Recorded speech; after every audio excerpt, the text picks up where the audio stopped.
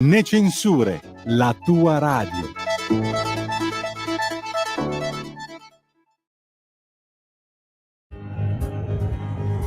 Va ora in onda la rassegna stampa.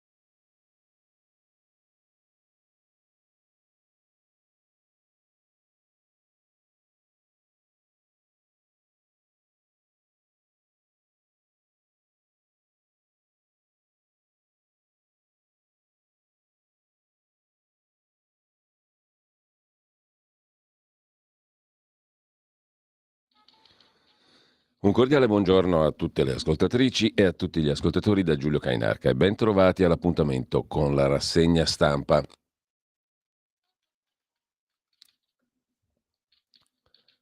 È il 31 di maggio, sono le ore 7:31, siamo nel 2023 e vi ricordo radiolibertà.net, pagina Facebook di Radio Libertà per farla corta col palinsesto. Prima pagina dell'agenzia ANSA, la foto di Landini, inteso come il segretario della CGIL, ai quali iscritti alla CGIL, ma ai quali tutti noi, Giorgia Meloni offre a tutti noi un nuovo fisco, ma per Landini non basta, ci racconta l'agenzia ANSA. L'incontro con le parti sociali, eccetera, eccetera. Mattarella ai sindaci, non siete, non sarete soli, i sindaci in particolare dell'Emilia Romagna colpita dall'alluvione. Ho visto tante ferite, ha detto il Presidente della Repubblica, la ricostruzione è un'esigenza nazionale. Polemica, il governo non è stato invitato alla visita del capo dello Stato. La polemica la innesca il ministro Musumeci. La risposta del Colle, cioè del dottor professor Mattarella, il Quirinale non ha mai fatto inviti. Se qualcuno vuole venire, è benvenuto. Cioè vai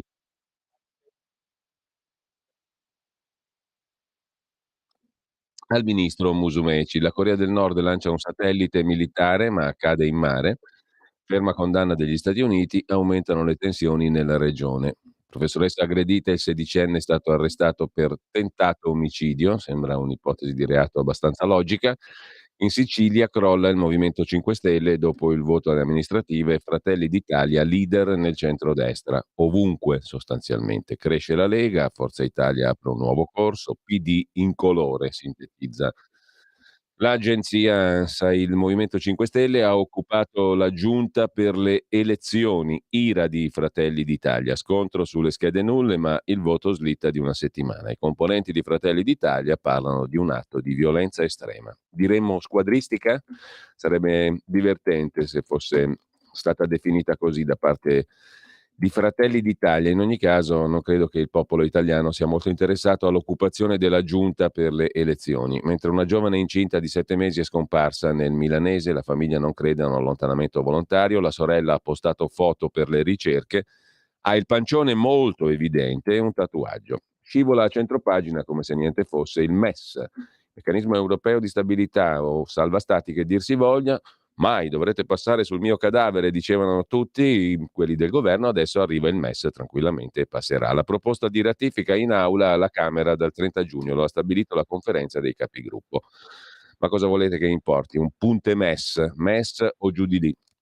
Attacco con i droni nel cuore di Mosca, ira di Putin, titola ancora l'agenzia ANSA in prima pagina. L'Ucraina ci spinge a reagire, dice il presidente russo. Colpiti 3 palazzi della capitale, Kiev si dice lieta per gli attacchi su Mosca, ma noi non c'entriamo nulla, dicono gli ucraini. È morto l'architetto Paolo Portoghesi, aveva qualcosa a che fare con Bettino Craxi, di personalità poliedrica, scrive l'agenzia ANSA, da morti sono tutti validi, il progettista, docente teorico, aveva 92 anni. Nubifragi a Carbonia e nel Sassarese, nel Sulcis in Sardegna 64 millimetri di pioggia in 90 minuti, strade e scantinati allegati, traffico in tilt in città. Nel frattempo l'Alleanza Atlantica aumenta le forze, la NATO, dislocate in Kosovo. La Russia commenta: gli scontri in Kosovo sono provocati dalle forze della NATO. Vien da dire dal 99 però, non da ieri. Tajani assicura: gli italiani non sono gravi nelle condizioni di salute. Continuano le proteste dopo la violenza di ieri con 30 soldati feriti, 11 dei quali italiani. Il ministro degli esteri dell'Unione Europea Borrell dice che è inaccettabile, bisogna ridurre le tensioni, bisogna fare la pace, tutte queste cose giuste, perfette, inappuntabili. Nel frattempo l'ex magistrato Palamara ha patteggiato, ha chiuso il processo principale a Perugia, ratificata dal tribunale la condanna a 1 anno, pena sospesa, tutti felici e contenti. Ecco le regole per gli affitti brevi, multe agli abusivi, codice nazionale, minimo 2 notti, protestano le associazioni, scrive l'agenzia ANSA. Poi vediamo un po' meglio, gli esperti chiedono regole sulla intelligenza artificiale, è stata l'urgenza di regole in un settore pervasivo come l'intelligenza artificiale a dettare l'allerta lanciata dal Center for AI Safety, cioè per la salvezza dell'intelligenza artificiale, bla bla bla. Molto bla bla bla, lo vedremo dopo, c'è anche un altro allarme, uno dei fondatori di OpenAI che gestisce ChatGPT lancia l'allarme: rischiamo lo sterminio come stirpe umana se diamo troppo spago all'intelligenza artificiale. Niente po' di meno. Ma lo vediamo dopo. Intanto sulla questione della Juve non ci ho capito un tubo, non me ne sono mai interessato, ma il titolo è questo: manovra stipendi, la Juve patteggia 718 mila euro di multa. Il Tribunale Federale Nazionale sancisce l'accordo con la Procura. Il club della Juve fa sapere: noi corretti, ma l'accordo è un punto fermo per ripartire. Però non vi so dire di che cosa si tratti, perché la questione francamente non so se interessi molti o pochi, ma comunque gli juventini di sicuro poco importante è. Intanto lasciamo l'agenzia ANSA, andiamo a vedere la questione degli affitti brevi.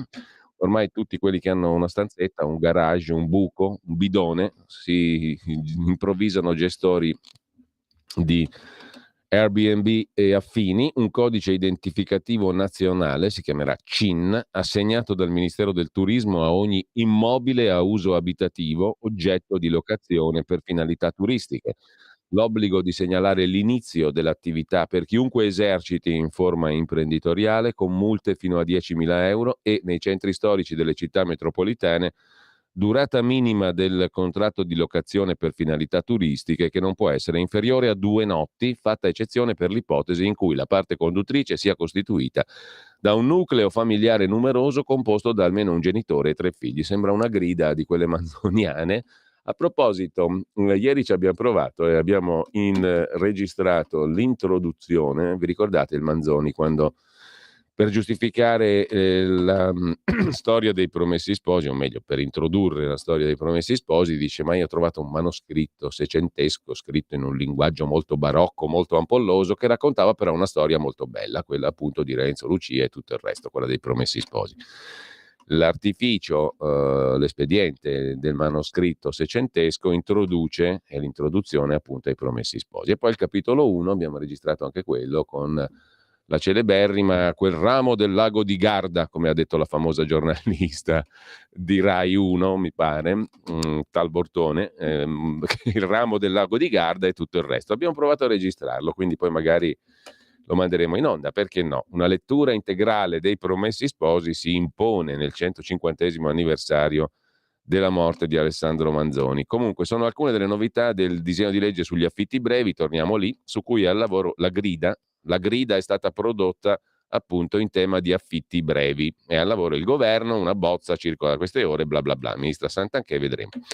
Quando diventerà più che una bozza una proposta vera, ne parleremo di nuovo. Intanto l'allarme di Borrell, l'agenzia AGI lo rilancia in particolare: non possiamo permetterci un'altra guerra in Kosovo. Borrell sarebbe l'alto rappresentante della politica estera europea, cioè il Tajani europeo, il ministro degli esteri europeo. La tensione resta alta dopo gli scontri in cui sono rimasti feriti soldati italiani e ungheresi. Ma a proposito di agenzia AGI, c'è un'altra notiziola interessante. La settimana corta in Francia piace quasi a tutti. Secondo il Ministero del Lavoro francese sono già interessati circa 10.000 dipendenti che lavorano in aziende pionieristiche. I risultati sono molto incoraggianti. Ogni tanto si affaccia a questa storia della settimana corta, mentre c'è una notizia: un altro personaggio coinvolto nella vicenda relativa alla strage di Erba è morto dopo l'avvocato Gabrielli, un carabiniere, colui che indagò sulla strage di Erba e colui che vide negli occhi di Olindo quella notte subito la colpevolezza certa.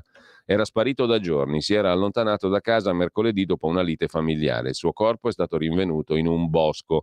Si tratta di Luca Nesti, 55 anni, luogotenente dei carabinieri della stazione di Costa Masnaga in provincia di Lecco. Indagò a suo tempo anche sulla strage di Erba, fu colui che individuò Olindo come il colpevole subito nella notte della strage, perché lo capì dagli occhi. Da mercoledì vigili del fuoco e forze dell'ordine lo stavano cercando, dopo che in seguito a una lite familiare si era allontanato da casa portando con sé l'arma di ordinanza. Il suo corpo è stato rinvenuto in un bosco vicino a dove viveva, scrive l'agenzia AGI, che non aggiunge di più. Non si sa o meglio, l'agenzia AGI non racconta se si è ammazzato con l'arma d'ordinanza che aveva portato con sé o in che modo. È stato trovato morto, è stato rinvenuto in un bosco, finita lì.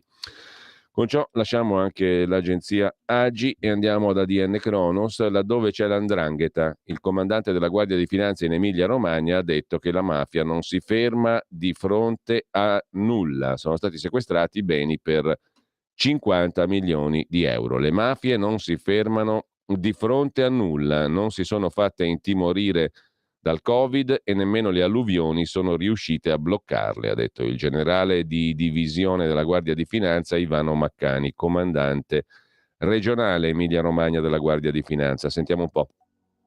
La Guardia di Finanza di Bologna è impegnata in un'operazione volta allo smantellamento di una complessa rete criminale dedita al traffico internazionale. Gli stupefacenti, oltre 160 militari, sono impegnati nell'esecuzione di 41 ordinanze di custodia cautelare emesse dal GIP del Tribunale bolognese. Gli arresti in varie regioni italiane nei confronti di appartenenti a un'associazione a delinquere.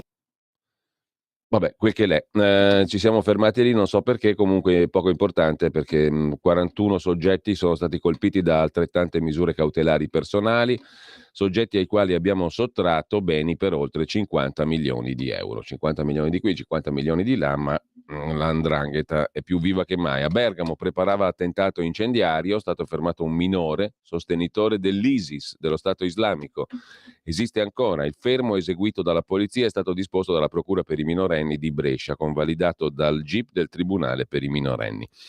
A proposito dell'intelligenza artificiale, rischio di estinzione dell'umana stirpe con l'intelligenza artificiale, allarme delle big tech, avvertimento in una lettera firmata da 350 leader del settore, tra i quali l'amministratore delegato di OpenAI che gestisce ChatGPT, Sam Altman. Mitigare i rischi di estinzione rappresentati dall'intelligenza artificiale deve essere una priorità globale insieme ad altri rischi per la società come le pandemie e la guerra nucleare.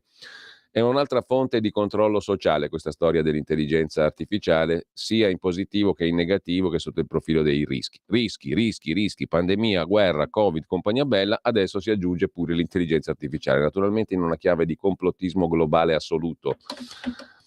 È quanto si legge nella sintetica, allarmante dichiarazione firmata da oltre 350 ricercatori e leader dell'industria dell'intelligenza artificiale, tra i quali Sam Altman, amministratore delegato di OpenAI, e 38 membri dell'unità di intelligenza artificiale di DeepMind di Google. La lettera è l'ultimo di una serie di allarmi sui rischi potenziali di questa nuova tecnologia, come l'appello di fine marzo di oltre 1000 accademici esponenti di business e tecnologia. La lettera è stata diffusa dal Center for AI Safety. Abbiamo bisogno che sia diffusa la consapevolezza di quello che è in gioco prima di aver proficue discussioni, ha detto Dan Hendricks, presidente del Center, spiegando la scelta di limitare la lettera a una sola frase per mostrare che i rischi sono abbastanza gravi da aver bisogno di proposte proporzionate. La facciamo corta, insomma, hanno detto questi qua, rischiamo l'estinzione. E naturalmente davanti al rischio il popolo ha bisogno del buon pastore, delle giuste regole, di chi lo governa. Di rischio in rischio il governo assoluto si rafforza. Naturalmente questa è una visione complottistica. Nunzia De Girolamo invece è stata aggredita a Roma per un graffio all'auto, un piccolo graffio, ha detto la conduttrice, già ministro, già politica e bla bla bla, oltre che moglie di Boccia, di Boccia inteso non come lo scrittore, il romanziere, ma il politico, l'ex ministro PD, che è stato uno dei padrini ed è uno dei padrini politici di Ellis Line. Ad ogni modo, La moglie del Boccia, cioè la conduttrice ed ex politica, ex ministra, Forza Italia e bla bla bla, Nunzia De Girolamo, è stata aggredita a Roma per un graffio all'auto. Un piccolo graffio, ha detto la De Girolamo, si è trasformato in un casino assurdo, un'aggressione fuori dal normale. Sono stati attimi di paura, mi sono completamente paralizzata.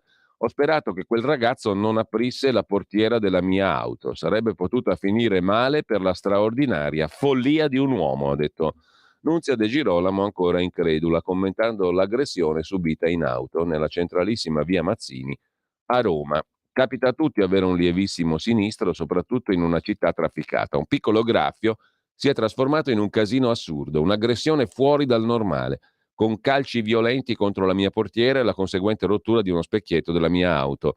Voglio ringraziare i passanti e gli altri automobilisti che si sono fermati per evitare il peggio, la celerità delle forze dell'ordine che ho prontamente allertato. Ho sporto denuncia, soggetti del genere non possono continuare a fare quel che vogliono. Infine, a proposito di donne famose, Paola Ferrari in Rai: apprezzo Meloni ma non avrò nuovi programmi, dice la conduttrice televisiva, moglie di uno dei figli di Carlo De Benedetti e giornalista sportiva. Non avrà alcun vantaggio. A proposito di Rai, Santoro contro Fazio e Annunziata. Non li sopporto, ha detto Michele Santoro. Fazio è tornato in Rai a suo tempo perché la politica ha voluto così e Lucia Annunziata era presidente quando governava Berlusconi. La Rai ha avuto una perdita con l'addio di Fazio e Annunziata, ma io non sopporto nessuno dei due, ha detto Michele Santoro. Le narrazioni che fanno sono sempre un po' farlocche. Non è vero che Fazio è stato 40 anni ininterrotti in Rai. È andato via a lavorare alla 7 quando era di Telecom. Non ha fatto neanche una puntata, dice Santoro. Fazio uscì da quell'avventura devastato, era molto più ricco di prima, ma la gente lo guardava storto. Io non rientrai in Rai, lui invece sì. Non è rientrato solo per i buoni uffici del suo agente, è rientrato anche perché la politica ha voluto che lui tornasse. Quanto a Lucia Annunziata, quando lasci la Rai dicendo che non sei d'accordo con questo governo, uno si deve ricordare che è stata il presidente di garanzia quando a governare era Silvio Berlusconi.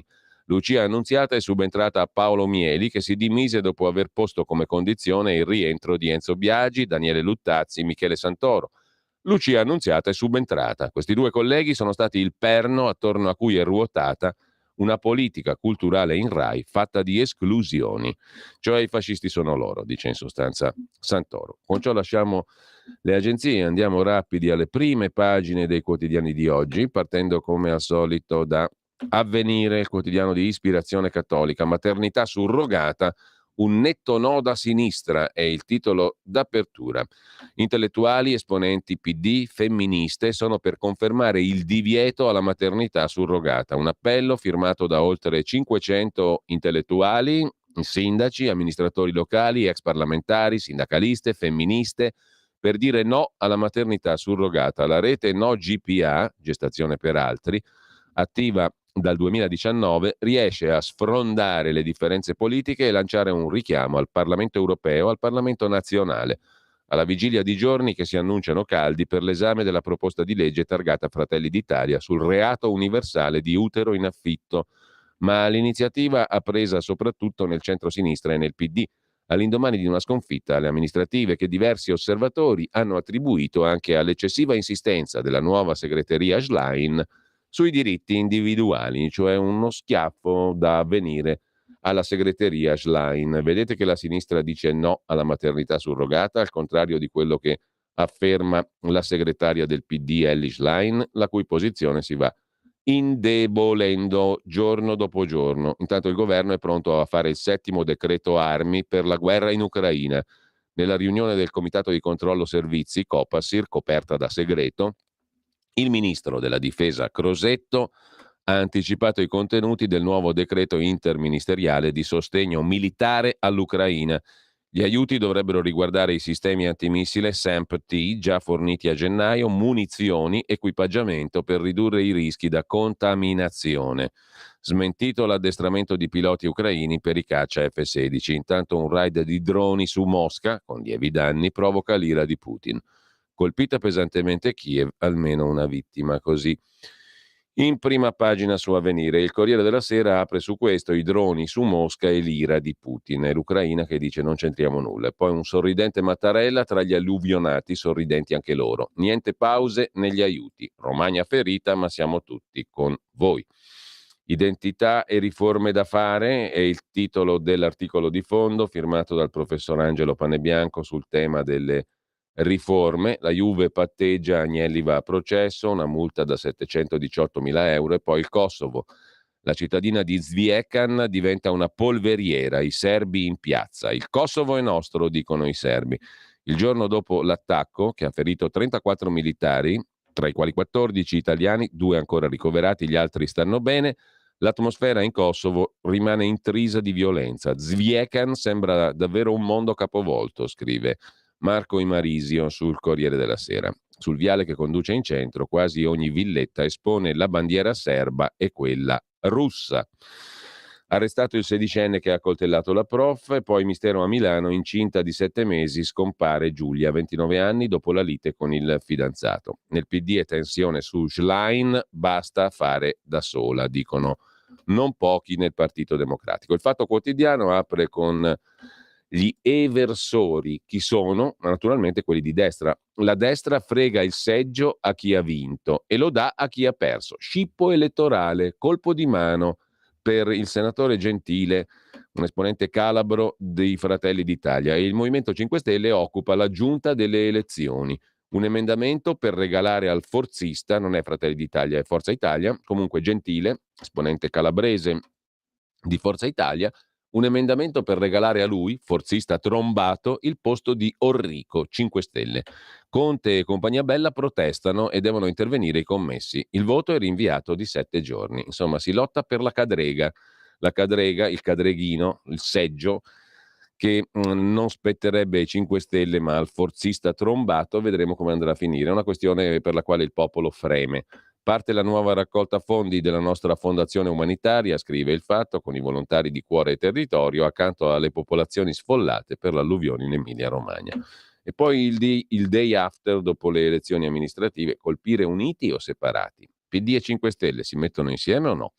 La lite Stato-Mittal in piazza, un altro attacco al Fatto Quotidiano, e poi 110% super bonus, tutto fermo, 30 miliardi di crediti bloccati, migliaia di esodati. Invio di armi per l'Ucraina, più Europa dice sono troppo poche, non ci bastano. E poi Kosovo, 25 anni di missione NATO per l'annessione e altri 700 militari. Il commento del direttore Travaglio ci riporta al post voto delle amministrative. Oh sì, ancora, con tante I e tante A nel titolo. Leggendo le dotte analisi degli esperti sulla sconfitta del PD, stavamo per precipitare nel sonno dei giusti quando ci ha svegliati e trafitti un'illuminazione. Un tweet di Giorgio Gori, sindaco renziano di Bergamo, che recita testualmente: con la vittoria di Giacomo Possamai a Vicenza si completa l'asse che lungo l'autostrada A4 vede tutti i capoluoghi da Milano a Padova governati dal centro-sinistra e così lungo la A1 da Milano a Bologna. Ha scritto così il sindaco di Bergamo Gori. Ecco perché, commenta Travaglio, il PD ha perso tutti i capoluoghi tranne Vicenza, perché gli altri non stavano né sulla A4 né sulla A1. È tutta una questione autostradale, non sono i programmi e le alleanze a mobilitare gli elettori, ma il profumo dell'asfalto e dei panini Camogli.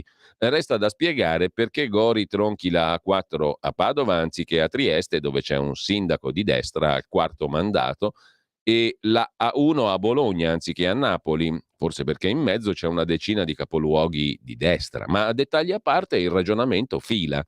A saperlo prima si potevano abolire le elezioni in tutti i comuni non attraversati dalle 2 suddette autostrade e la vittoria era assicurata. Nell'attesa commuovono altre ficcanti analisi, di cui la più originale è che si vince al centro, con più riformismo. Infatti ha vinto l'estrema destra, di cui non si ricordano riforme a memoria d'uomo. Lasciamo con ciò l'inappuntabile, ineccepibile, indispensabile Fatto Quotidiano e andiamo all'inappuntabile, ineccepibile, indispensabile Giornale PD, Augusto Minzolini per ora in parte di Berlusconi, in parte dell'ottimo Angelucci. È lì in crisi di nervi, il PD la scarica già, esaltata e abbandonata, distrutta dalla stampa amica, Schlein si sfoga. Non stategli addosso, ma nel partito sono già pronti a farle le scarpe. E poi, così, en passant, il MES arriva in Parlamento a fine giugno. Un mese per l'intesa. Il controverso MES, o meglio la proposta di legge di ratifica che l'Italia, unico tra gli stati dell'Unione Europea, non ha ancora approvato, arriva in aula alla Camera e ci arriva su pressione delle opposizioni che nella Capigruppo a Montecitorio strappano la calendarizzazione. Discussione generale il 30 giugno. Parliamo di MES con un certo distacco, scrive Vittorio Macioce nel commento del giornale intitolato Il dilemma italiano. Come se non fosse un tabù, un tranello, una sigla che nasconde troppe cose. Il MES adesso è una questione politica, con riflessi internazionali, segna il ruolo dell'Italia in Europa. È una scelta da fare, con cui fare i conti senza nascondersi. Il tempo sta finendo. Fate presto, vi ricordate quando arrivò Mario Monti? Tra un mese bisognerà dire qualcosa, perché l'errore più grande è quello di apparire come i sabotatori, quelli che ti lasciano in sospeso e si impuntano. L'Italia è l'unica che non ha ratificato il nuovo accordo. È in una posizione scomoda, ma non è un capriccio. Il meccanismo europeo di solidarietà, il MES, non è a costo zero. È un organismo nato nel 2012 per prestare assistenza a stati in difficoltà finanziaria. A partire dal 17 si è iniziato a discutere di una possibile revisione del trattato istitutivo. Una delle novità principali della riforma è che si prevede che il MES possa sostenere il fondo di risoluzione unico per le banche, un paracadute per le banche europee in difficoltà alimentato dalle stesse banche e non dagli stati. L'obiettivo è stabilizzare i mercati occidentali di fronte a gravi crisi bancarie e finanziarie. È una sorta di mutuo a cui accedere se si rischia la bancarotta. La capacità di prestito è di circa 500 miliardi. Il MES ha un capitale sottoscritto pari a 704,78 miliardi, di cui il 17,75% garantito dall'Italia.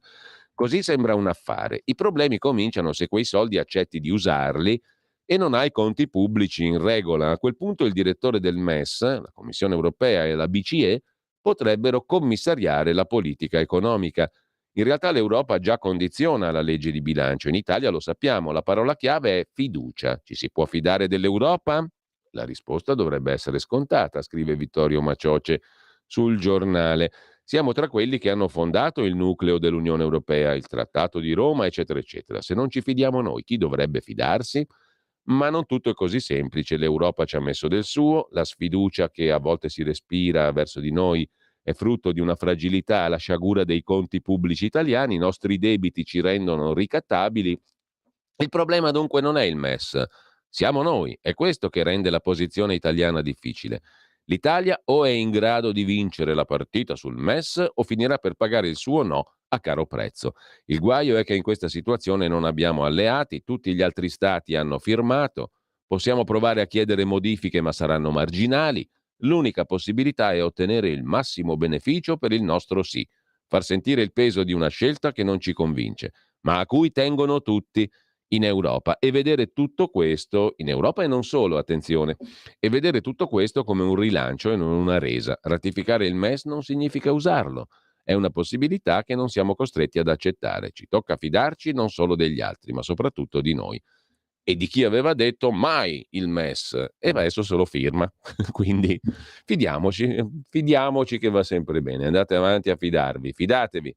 I droni ucraini colpiscono Mosca, l'ira di Putin e poi l'allerta Kosovo, rischio infiltrati dal Cremlino, sottolinea Fausto Biloslavo in prima pagina su Il Giornale. La cestista Paola Egonu giocherà a Milano per il vero volley. L'Italia è razzista, ma i soldi no. Il doppio pesismo della pallavolista, ricorda Riccardo Signori, e poco altro. Insulti per le lodi alla Premier. La cantante Arisa rinuncia al Gay Pride. La sua abiura non è bastata al popolo arcobaleno. La cantante Arisa, che ha lodato Giorgia Meloni, è stata presa di mira dai social. So problemi. Mentre il quotidiano nazionale, Nazione, Giorno e Resto del Carlino, apre con Meloni che promette ai sindacati meno tasse e Mattarella tra gli alluvionati. Siamo con voi, il titolo. d'apertura. Il Mattino di Napoli sul fisco, aiuto ai redditi bassi. Giorgia Meloni ha detto vogliamo ampliare il primo scaglione dell'IRPEF, cioè meno tasse, più incentivi, stabilità, revisione del sistema pensionistico, ma soprattutto meno tasse. Giorgia Meloni ha delineato i piani fiscali del governo.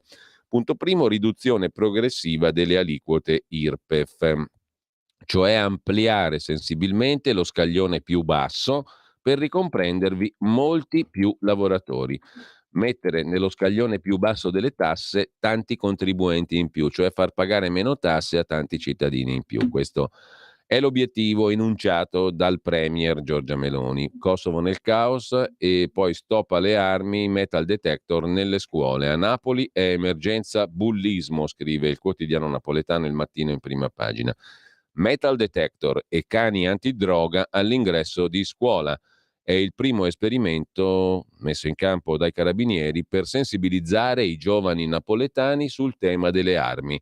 Prima tappa all'Istituto Giustino Fortunato. Tutto si è svolto in sintonia coi vertici della direzione della scuola, del Vomero, in un'ottica in cui controlli e deterrenza vanno portati avanti accanto alla ricerca di dialogo. Negli ultimi mesi il sequestro di armi nelle fasce giovanili napoletane è decisamente aumentato. La campagna accelera anche sul piano per dotare le scuole di psicologi. Il Tempo di Roma apre con la sinistra in crisi di nervi dopo il voto delle amministrative. Conte, 5 Stelle, gela Elly Schlein. Col campo largo non si vince, ha detto Giuseppi. Calenda attacca il Movimento 5 Stelle. Dopo la sconfitta elettorale parte il processo a Schlein. Sotto accusa il cerchio magico della segretaria del PD.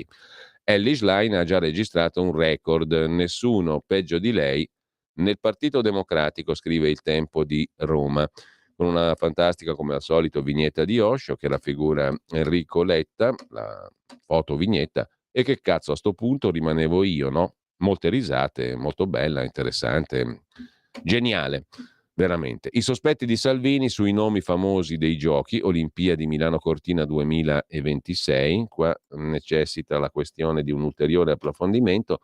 In che senso i sospetti di Salvini? Andiamo a vederlo direttamente dalle pagine del Tempo di Roma.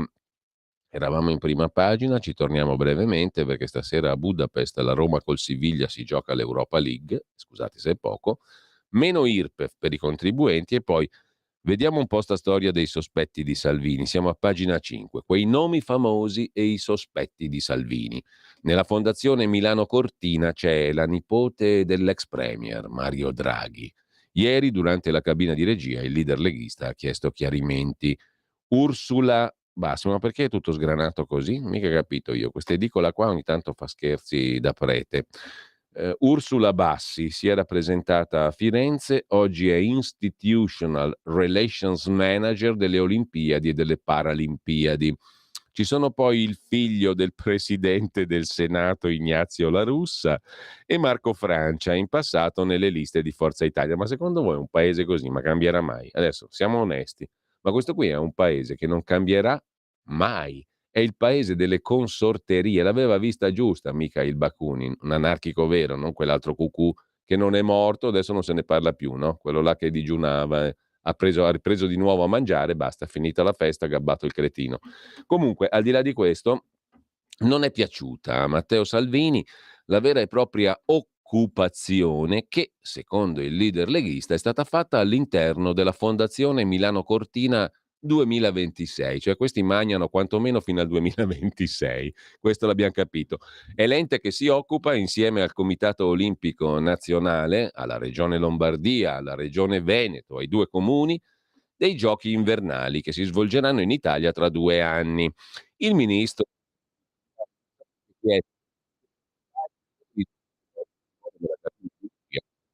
Palazzo Chigi. Tutto è partito da un servizio andato in onda, Striscia la Notizia, Canale 5. Striscia la Notizia, le Iene sono praticamente gli unici 2 trasmissioni dove si racconta qualcosa, dove qualche fatto riesce a emergere. Diciamo sì bene, questo paese è fantastico, è bellissimo, tutto parte, l'Italia è un paese, è il paese che amo, disse colui e aveva ragione peraltro. Comunque tutto parte da un servizio andato in onda nel programma di Canale 5 Striscia la Notizia, che si occupava della fondazione Milano Cortina 2026. Allora, cosa è venuto fuori? L'inviato di Striscia si è soffermato sui collaboratori che in molti casi hanno cognomi noti e un passato in politica, a destra, a sinistra, al centro. Tra i nomi che compaiono all'interno della Fondazione Milano Cortina, Lorenzo La Russa. Sì, avete indovinato, è lui, è il figlio del presidente del Senato Ignazio.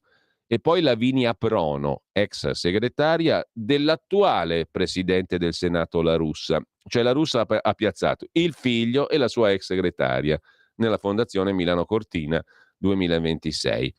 Tra i nomi figurano anche quelli di Antonio Marano, già leghista a suo tempo, Bossiano, ex presidente di Rai Pubblicità, sottosegretario alle telecomunicazioni durante il primo governo Berlusconi, e Marco Francia, candidato in passato con Forza Italia. Altro nome eccellente è quello di Livia Draghi. Sì, anche in questo caso non è un'omonimia ininfluente, è proprio parente, è nipote dell'ex premier e presidente della Banca Centrale Europea Mario Draghi.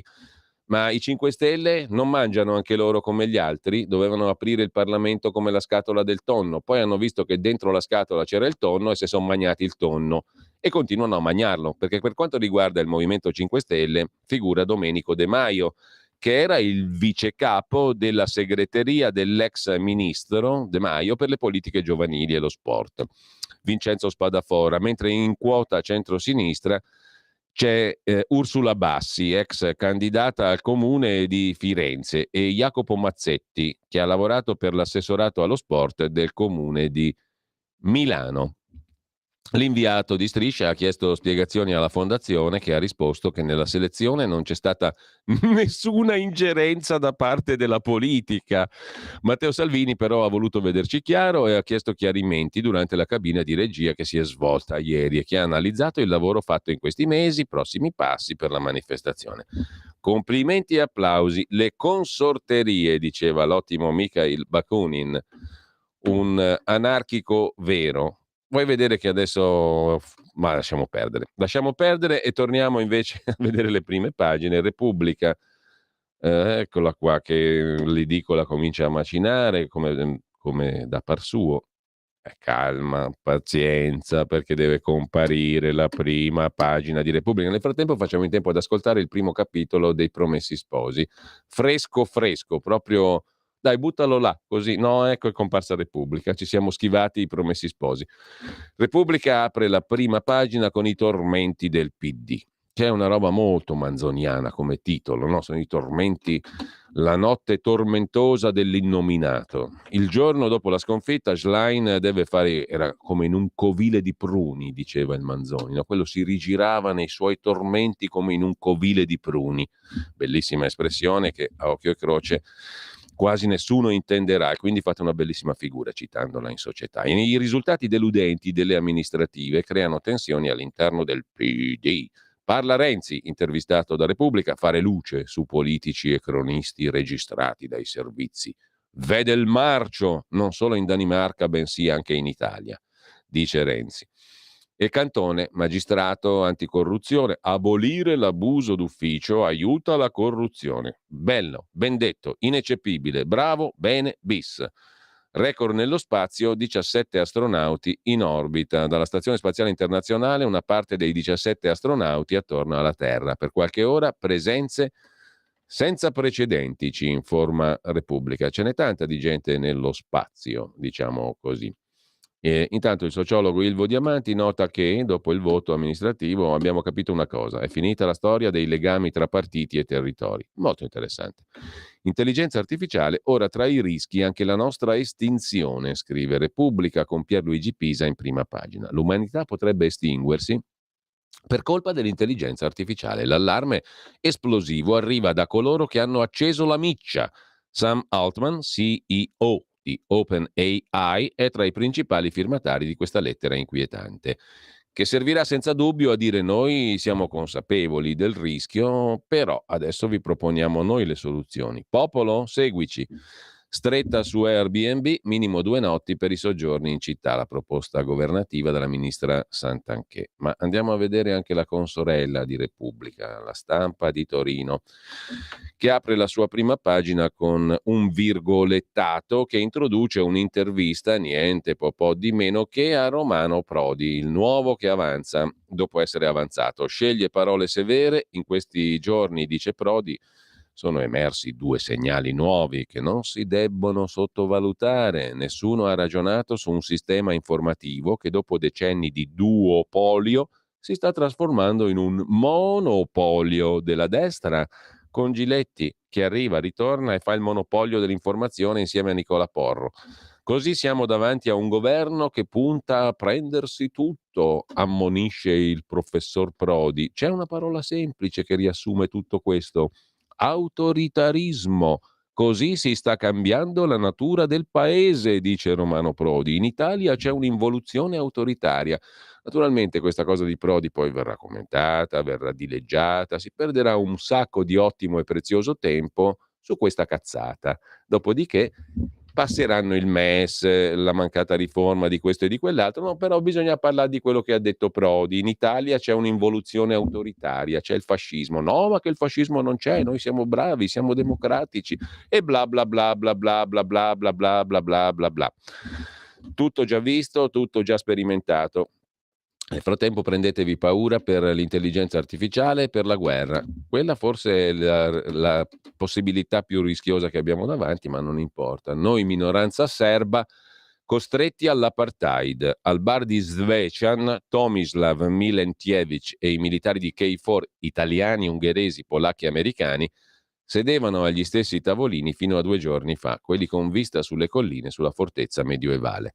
La minoranza serba denuncia di essere costretta all'apartheid, con qualche fondamento bisogna dire, perché per come è nato il Kosovo era una nascita, uno Stato disegnato per punire i serbi, per ridurli possibilmente ai minimi termini o a zero, bene o male, perché quello era l'intento degli albanesi del Kosovo, eliminare i serbi, punto. Questo non vuol dire prendere parte in maniera cieca per l'uno o per l'altro, però la verità è quella. Il Kosovo nasce per dare una bastonata ai serbi e indirettamente anche ai russi, fin dal 99. Poi piaccia, non piaccia, è quello che volete, però la storia è quella lì.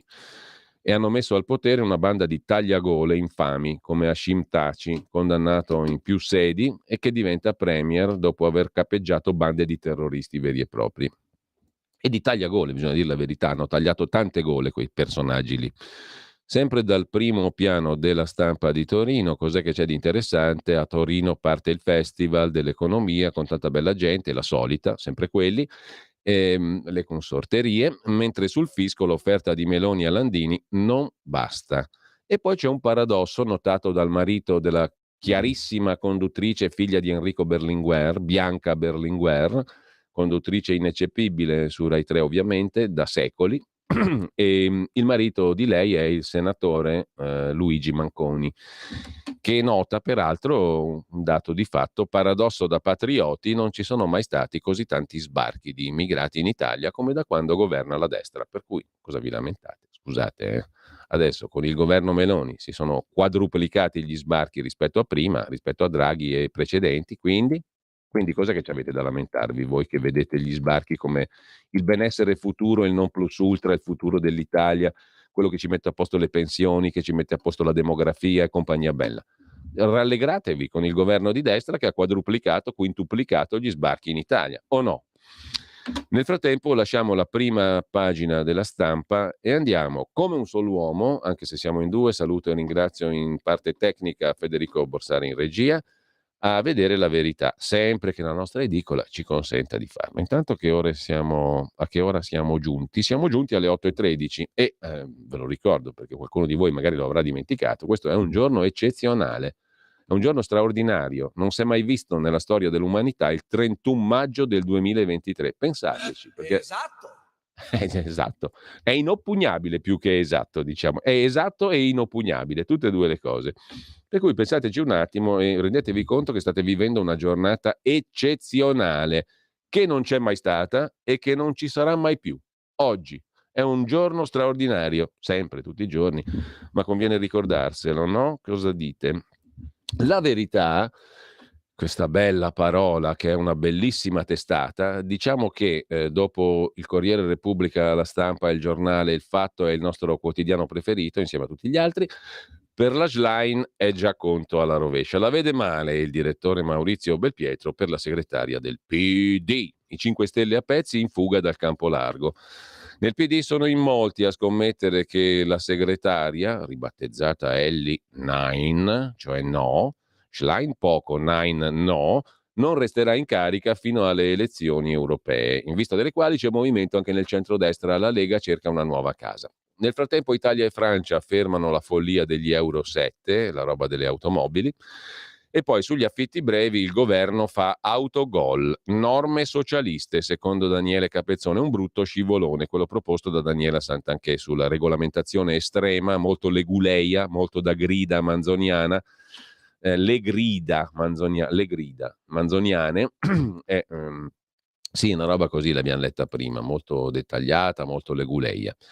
Paolo Del Debbio, di che cosa si occupa? Delle tendine sparite alla prima puntura di zanzara. Protesta meteora. Boh. Questo è un titolo molto criptico e in quanto tale assai interessante.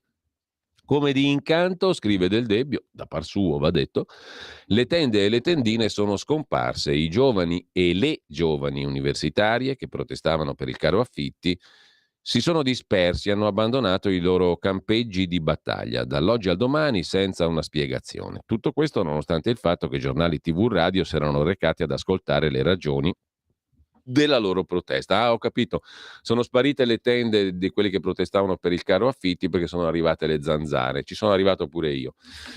Adesso le guerre in Europa diventano due, scrive ancora La Verità in prima pagina, i droni ucraini colpiscono Mosca che risponde, ma intanto si infiammano anche i Balcani.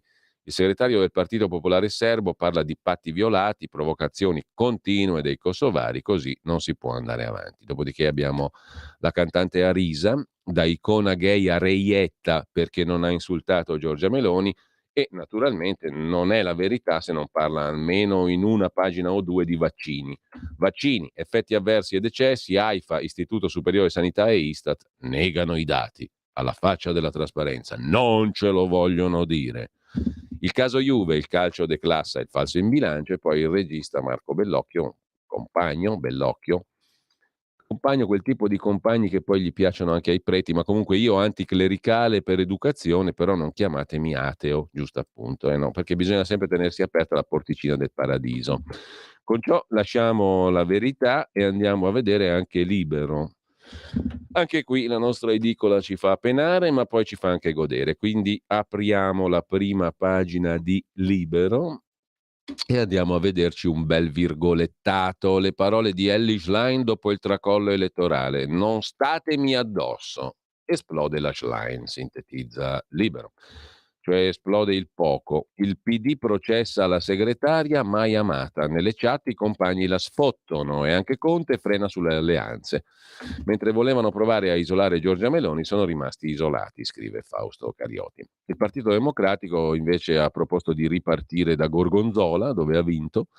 Tutti giù dal carro, le penne VIP hanno già scaricato Elli, la solita cantante Arisa che si è fatta pubblicità gratis, e gli ultraverdi sul web. È ora della violenza, i messaggi sui gruppi Telegram degli ultraverdi. Il caso Tortora raccontato dal suo avvocato, un libro recensito da Vittorio Feltri a pagina 26, e Feltri parla con cognizione di causa della questione perché fu tra i non molti, anzi tra i pochi giornalisti che difesero a suo tempo Tortora dalle ingiuste accuse.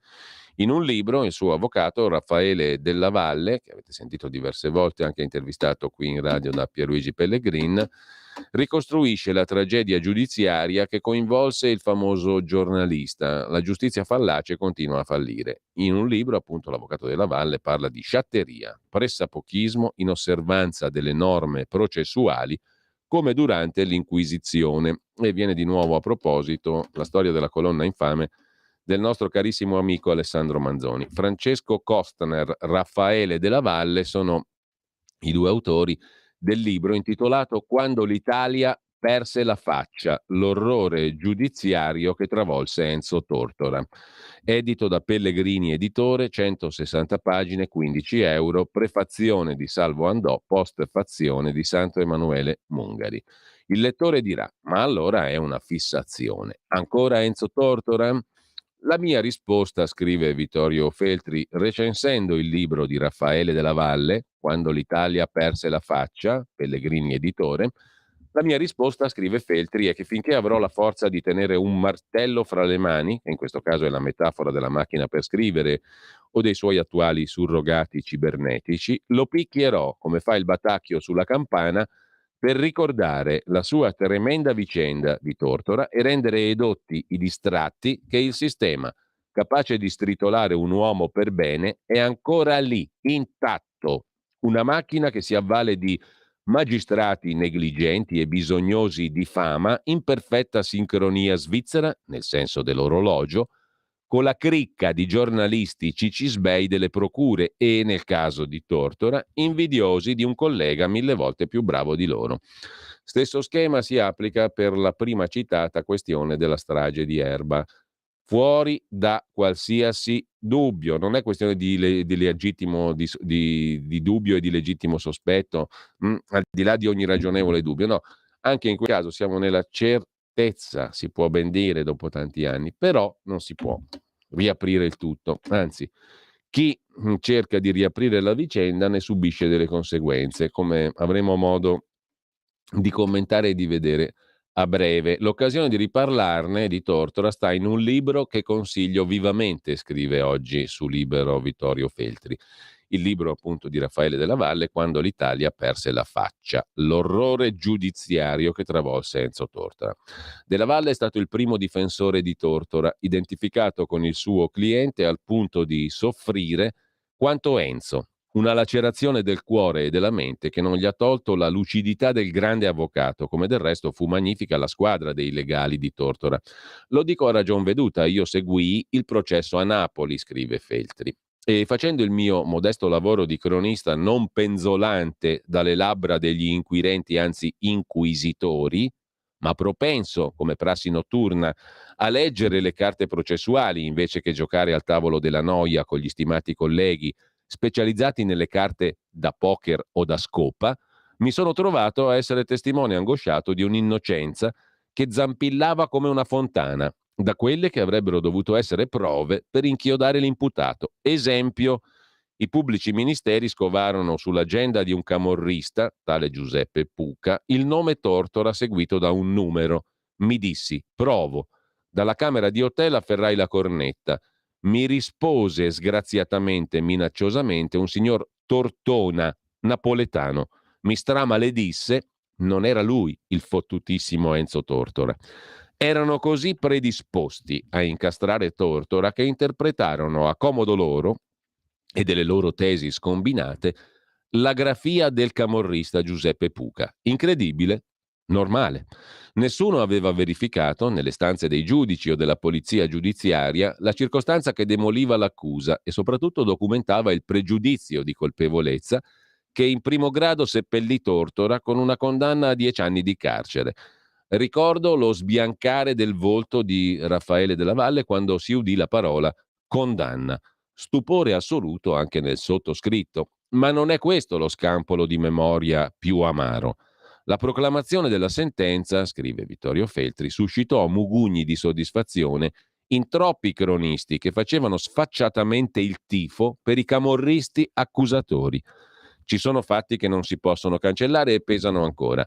Mi consola appena il rivedere a pagina 122 del libro la fotografia di Della Valle in lacrime dopo la sentenza di assoluzione. Chiarisco, non rivendico una superiorità morale rispetto ai gazzettieri segugi da procura amanti della briscola e dell'azzardo. Il fatto è che detesto quei passatempi e li fuggo come la peste. Sono superiore nei passatempi, tutto lì. Il colloquio ha 2 fasi. La prima, divorante, scrive Vittorio Feltri, è il racconto del caso Tortora che tutti credono di conoscere, ma non è così. La copertina, per scelta cosciente, propone la fotografia più famosa, la copertina del libro, e documenta l'immortalità di uno scempio. È Tortora tra i carabinieri, inerme, in manette, dato in pasto ai cannibali, mentre viene portato via dall'Hotel Plaza di Roma il 17 giugno dell'83. La fotografia non andrebbe pubblicata, oggi è vietato perché è ritenuto degradante mostrare un uomo in manette, ma come accade ai martiri, la rappresentazione del supplizio è un modo per onorare innocenza e deprecare i carnefici. Penso a certi quadri raffiguranti la decapitazione di Giovanni Battista del Caravaggio o il martirio di Santa Cecilia ritratto da Guido Reni. Dice l'avvocato della Valle: la sciatteria, il pressapochismo, l'inosservanza delle norme processuali la fanno da padrone, tanto che, alla fine, si potrebbe concludere che ci fu un tempo, gli anni dal giugno 83 all'estate 86, in cui, inopinatamente, in un tribunale italiano venne ripristinata, col consenso di una larga parte di opinione pubblica, l'inquisizione di manzoniana memoria. Di più, a leggere i verbali dei 4 dell'Ave Maria, ossia Pandico, Barra, Melluso, Margutti, nonché di altri ancora, e quelli del cosiddetto confronto in dibattimento Melluso-Tortora, ci si accorge di essere, nella migliore delle ipotesi, in presenza di discorsi alla Fratelli de Rege, noti comici degli anni 30 e 40 del secolo scorso, il cui repertorio viene ripreso tempo dopo dalla celebre coppia Walter Chiari e Carlo Campanini, in una loro rappresentazione televisiva dal titolo Vieni avanti, cretino. Eppure, conclude Feltri, nessuno, nonostante l'evidente falsità di quanto andava in onda, nessuno, ripeto, si accorse di tante stranezze. Non si accorsero di nulla i pubblici ministeri, altrettanto fecero i giudici del Tribunale di Napoli, la più parte dei giornalisti compiacenti e, incredibile, neppure una parte dell'avvocatura, la quale si guardò bene dal dare un'occhiata all'originale sistema in uso sulla nomina del difensore d'ufficio. Il problema è che, secondo Raffaele Della Valle, non si è deciso a scardinare il sistema dell'ingiustizia ancora vigente e a ricostruire il Palazzo della Giustizia su fondamenta solide. Post scriptum, conclude Vittorio Feltri, ho ritrovato una citazione che non commento. La traggo dal Processo di Franz Kafka. Il protagonista del romanzo, Joseph K., durante la prima udienza dice: quello che mi è successo è sì un caso isolato e come tale non molto importante, perché io non lo prendo molto sul serio, ma è il segno di un provvedimento che viene applicato verso parecchi altri. Io mi batto per costoro e non per me. Raffaele Della Valle suona la campana per tutti, conclude Vittorio Feltri recensendo questo libro di Raffaele Della Valle, Quando l'Italia perse la faccia, l'orrore giudiziario che travolse Enzo Tortora, edito da Pellegrini Editore. Con ciò lasciamo anche la prima pagina di Libero e andiamo a vedere rapidamente il quotidiano di Sicilia, l'apertura sulle fonti rinnovabili e la Sicilia che corre con una palla al piede. Lo scorso anno, sotto la spinta del super bonus, sono stati installati in Sicilia 13.000 impianti fotovoltaici, ma i numeri sono insufficienti e a causa di burocrazia e legislazione lacunosa la crescita è frenata, scrive il quotidiano di Sicilia, che poi si occupa delle comunali, sconfitta che costringe le opposizioni a reinventarsi anche in terra siciliana. In Sicilia luci ed ombre per le amministrative. Minardo della Lega dice bene il centrodestra, l'apertura al civismo è un valore aggiunto, eccetera. Mentre a pagina 4 il quotidiano di Sicilia si sofferma sul debito pubblico che vanifica la nostra legge di bilancio. La finanza italiana è condizionata, le conseguenze vengono scaricate sulle generazioni future. E infine, sempre dal quotidiano di Sicilia, a pagina 7, l'approfondimento, come da titolo di prima pagina, sulle energie rinnovabili con tanto di numeri e focus.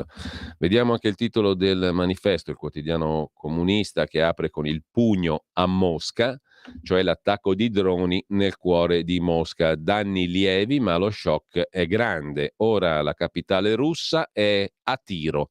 Secondo Putin è terrorismo. Il Sudafrica potrebbe concedere l'immunità a Putin per un vertice internazionale. Morti anche a Kiev e Belgorod, la guerra è in ottima forma anche nei Balcani. Ma c'è anche un altro titolo in prima pagina sul Manifesto che ha a che fare con la questione dell'autonomia. Quadro da buttare, la legge Calderoli sotto attacco. Al Senato le audizioni sull'autonomia differenziata, cuociono a fuoco lento il disegno di legge quadro Calderoli. Costituzionalisti, ma anche Confindustria e ABI, denunciano i rischi. Villone porta una proposta di emendamenti, domani arrivano le firme per una legge di iniziativa popolare, scrive il manifesto. Il Sole 24 Ore, il quotidiano di Confindustria, si occupa in apertura dei prezzi alla produzione. Dopo 2 anni di crescita, in aprile c'è stata una brusca inversione di tendenza per i prezzi alla produzione industriale. Secondo l'Istat i valori diminuiscono del 4,8% su base mensile e dell'1,5% su base annua. All'origine del raffreddamento dei prezzi alla produzione c'è anche il raffreddamento della bolletta energetica. Nel trimestre febbraio-aprile 23, rispetto al trimestre precedente, i prezzi di produzione dell'industria sono diminuiti del 7,7%. Sospiro di sollievo, è presto per dirlo, scrive ancora il 24 Ore. E poi la ratifica del MES, il Meccanismo Europeo di Stabilità, il Fondo Salva Stati. La proposta di legge di ratifica arriverà in aula alla Camera per la discussione generale il 30 giugno, lo ha stabilito la conferenza dei capigruppo di Montecitorio. Per la maggioranza si tratta di un passaggio cruciale, viste le opinioni divergenti al suo interno. Infine dalla Francia, maxi investimento di Stellantis, Fiat Chrysler eccetera, nella prima Gigafactory sulla produzione di batterie.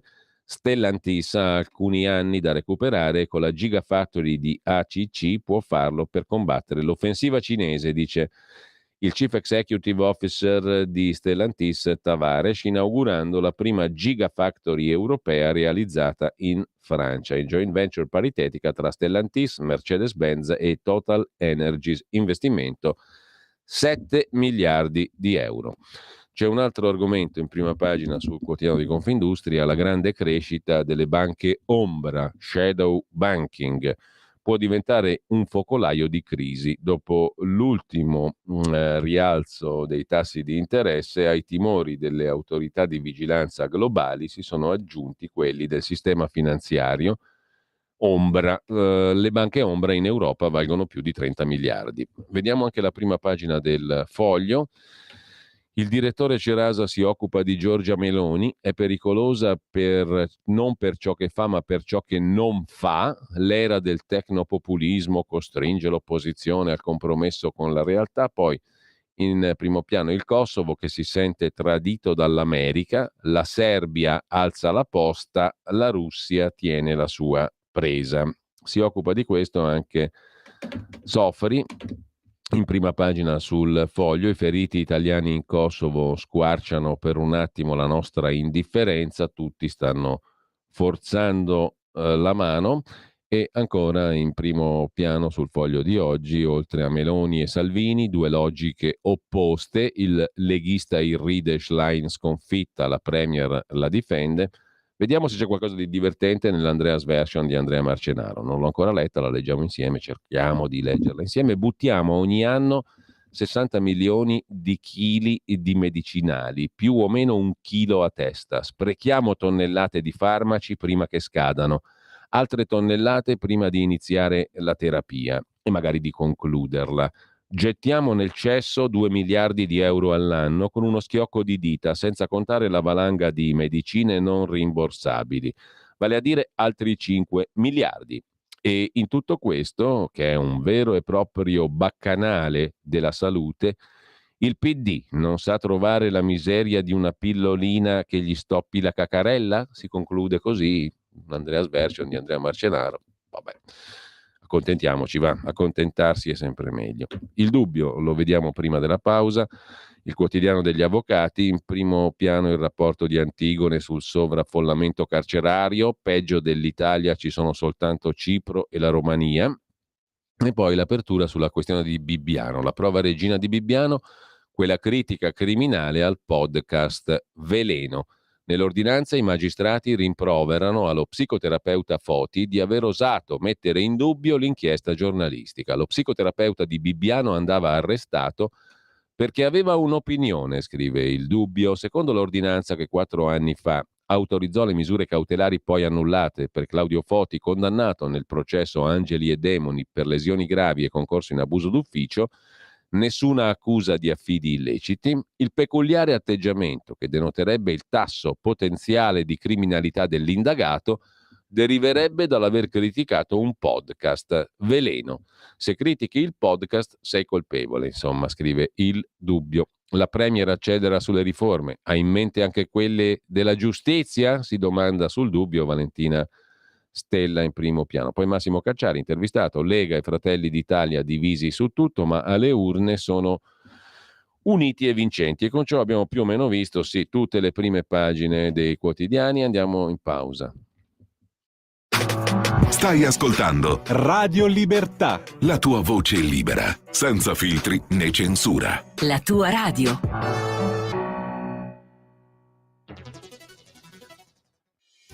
Quotidiano di Sicilia, il quotidiano d'Italia, l'informazione che ribalta i luoghi comuni, una vera visione dei fatti, l'Italia vista da sud. Ogni siciliano che vive in Italia e nel mondo è una risorsa, è protagonista della crescita della nostra nazione. Dai forza alla crescita della nostra isola, abbonandoti al QDS digitale più archivio a soli 99 euro annui. Quotidiano di Sicilia, il quotidiano d'Italia, una scelta di valore.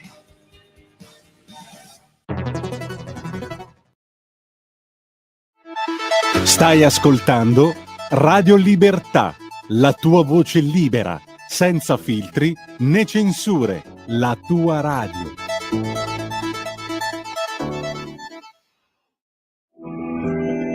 Il meteo.it presenta le previsioni del giorno. Atmosfera instabile su parte dell'Italia, soprattutto al nord-ovest e al centro-sud, temperature senza particolari variazioni. Nella prima parte della giornata condizioni piuttosto dinamiche al nord-ovest, dove potranno verificarsi diversi temporali. Qualche piovasco inoltre sulle isole maggiori e al centro. Nel pomeriggio tempo via via più instabile al centro-sud e ancora una volta al nord-ovest, mentre andrà meglio sul resto dell'Italia.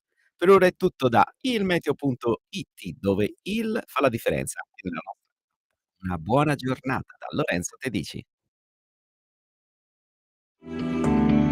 Avete ascoltato le previsioni del giorno. Un mondo oltre l'immaginazione. Un viaggio oltre ogni confine. Comincia l'avventura. Hai solo un'ora. Movie Time. Ogni sabato dalle ore 16. La prossima volta che vai in vacanza, sia così gentile da farci sapere dove va. Se ti dicessi dove vado, non sarebbe una vacanza. Ed eccoci qua, allora abbiamo visto le prime pagine, adesso sfogliamo insieme a voi mentre voi vi fate caffè, sigaretta e tutti i vizi e le perversioni che vi aggradano questa mattina. Mentre voi fate tutto questo, noi sfogliamo, noi, io, voi, essi, tutti quanti, sfogliamo insieme i giornali così, en passant, molto liberamente, molto scioltamente, con molta souplesse, eleganza, eccetera, eccetera. Se poi volete intervenire, fatelo, perché teniamo le linee aperte, ma mi raccomando, interventi brevi e interventi succosi, diciamo 10-15 secondi, non di più, perché sennò dopo ci annoiamo tutti, diventano dei comizi, sono sempre quelli, bla bla bla. Quindi le linee sono aperte, 02 92 94 72 22. Siate sapidi, veloci, rapidi, efficaci, pungenti, quello che volete, però brevi e sintetici, belli, veloci, smart. Siate un po' così come l'intelligenza artificiale, efficaci, chiari, limpidi, svelti. Ripeto il numero per gli interventi in diretta con queste caratteristiche: 02 92 94 72 22. Le linee sono aperte. Intanto noi andiamo ad avvenire. La povertà di essere lasciati soli nel tunnel di sofferenza e malattia ci riflette a pagina 3 Vincenzo Morgante. Non si deve abbandonare nessuno. Negli atti delle aziende sanitarie locali andrebbero inserite e definite le reti delle cure palliative e terapia del dolore come previsto dalla legge. C'è poi la questione su cui Avvenire apre la prima pagina, la gestazione per altri, una pioggia di no anche da sinistra, una pioggia di no anche da sinistra all'utero in affitto, scrive il quotidiano di ispirazione cattolica. Abbiamo un intervento, quindi due addirittura, incredibile, due persone intelligenti, una di fila all'altra, insomma è roba che non tutte le radio hanno, anzi non ce l'ha nessuna. Allo 02 92 94 7222. Pronto? Sì, Giulio, sono il Walter. Carissimo Walter. Hai chiesto interventi succosi: limone, arancio, pompelmo e anche melograno. Come preferisci? Dove vogliamo buttarci? No, tutti quelli. Questo era un intervento succoso. Ah, benissimo. Allora hai perfettamente colto lo spirito, direi, della questione. Non proprio, ma lo facciamo passare per buono. Grazie, Walter. E l'altra telefonata, pronto? Pronto, buongiorno Cainarca, sono Buongiorno. Grazia. Senta, finalmente l'ha detto bene il numero di telefono, perché io vorrei... Aspetti. Via. Si fermi un attimo. 02 92 94 72 22. Ottimo. Oh, finalmente. Volevo gli estremi per spedirvi via qualcosa. Ecco, per la radio, perché... E poi fate la pubblicità, chiedete questi benedetti soldi a sta gente, è possibile che non hanno 50-100 euro da mandarvi, dai. Ma guardi, non tocchi questo capitolo. gente. Per carità di patria, che non esiste, non tocchi questo capitolo. Comunque, signora, se lei sta in attesa, in linea, Federico Borsari le spiega tutto. Bene, Grazie. perché io non sono tecnologica, non so dove c'è tutto, ma Meno non so male. operare. Meno Io male. vado in posta, faccio il bagno e buonanotte al secchio. Brava signora, complimenti, grazie. Grazie Cainarca, stia bene. Grazie anche tanto, lei, guarda, grazie. Grazie di esistere, veramente. no, è non facciamo morire questa radio, per carità di Dio. Signora, lei è troppo Grazie. forte, troppo simpatica. Grazie signora, grazie. Di nuovo. Buongiorno a lei, stia in attesa, in linea con Federico. Intanto noi sfogliamo il quotidiano Avvenire, settimo decreto armi e tutto il resto, il PD di Schlein che scricchiola, la carezza di Mattarella, la regione Romagna. E ancora in primo piano un'altra storia, pagina 11, le nozze di Aria, salvata dalla sua professoressa, ma per tutte le altre lo Stato con la S maiuscola non c'è. 19enne indiana aveva denunciato la famiglia che voleva costringerla a sposare un connazionale. L'avvocata Iannuccelli dice lei, come Saman, voleva essere libera di scegliere chi amare. I genitori le impedivano ogni contatto esterno. Lei ha chiesto aiuto alla legale, alla tutor, alla preside. Una squadra tutta al femminile, ma per proteggerla non c'era posto in comunità. Le hanno offerto l'albergo. Il codice rosso illude le ragazze di una protezione che poi non viene garantita e così le denunce sono diminuite. Questione molto seria, Avvenire la affronta a pagina 11. Mentre l'università la facciamo a casa di nonna Dora contro il caro affitti, la sfida della coabitazione fra studenti, studentesse e persone anziane.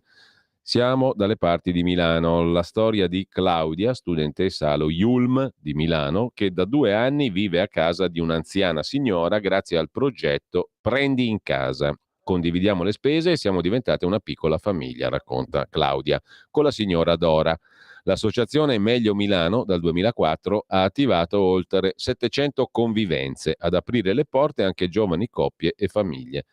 È come se lei fosse mia nonna e io sua nipote, dice la 25enne Claudia, studentessa all'Università IULM di Milano, descrivendo il suo rapporto con la sua insolita coinquilina, la signora Dora, che di anni ne ha 86. Vivo a casa sua da 2 anni, dice la ragazza, la convivenza è tranquilla, ho la mia stanza singola, pranziamo, ceniamo insieme, nel tempo libero ci raccontiamo come sono andate le nostre giornate e la sera divano e serie televisive. Claudio e Dora si sono conosciute grazie al progetto Prendi in casa dell'associazione Meglio Milano. L'iniziativa vuole promuovere l'abitare collaborativo tra residenti e giovani fuori sede. Niente male. Abbiamo un'altra telefonata sapida, veloce, smart, intelligente e rapida, 02 92 94 7222. Pronto?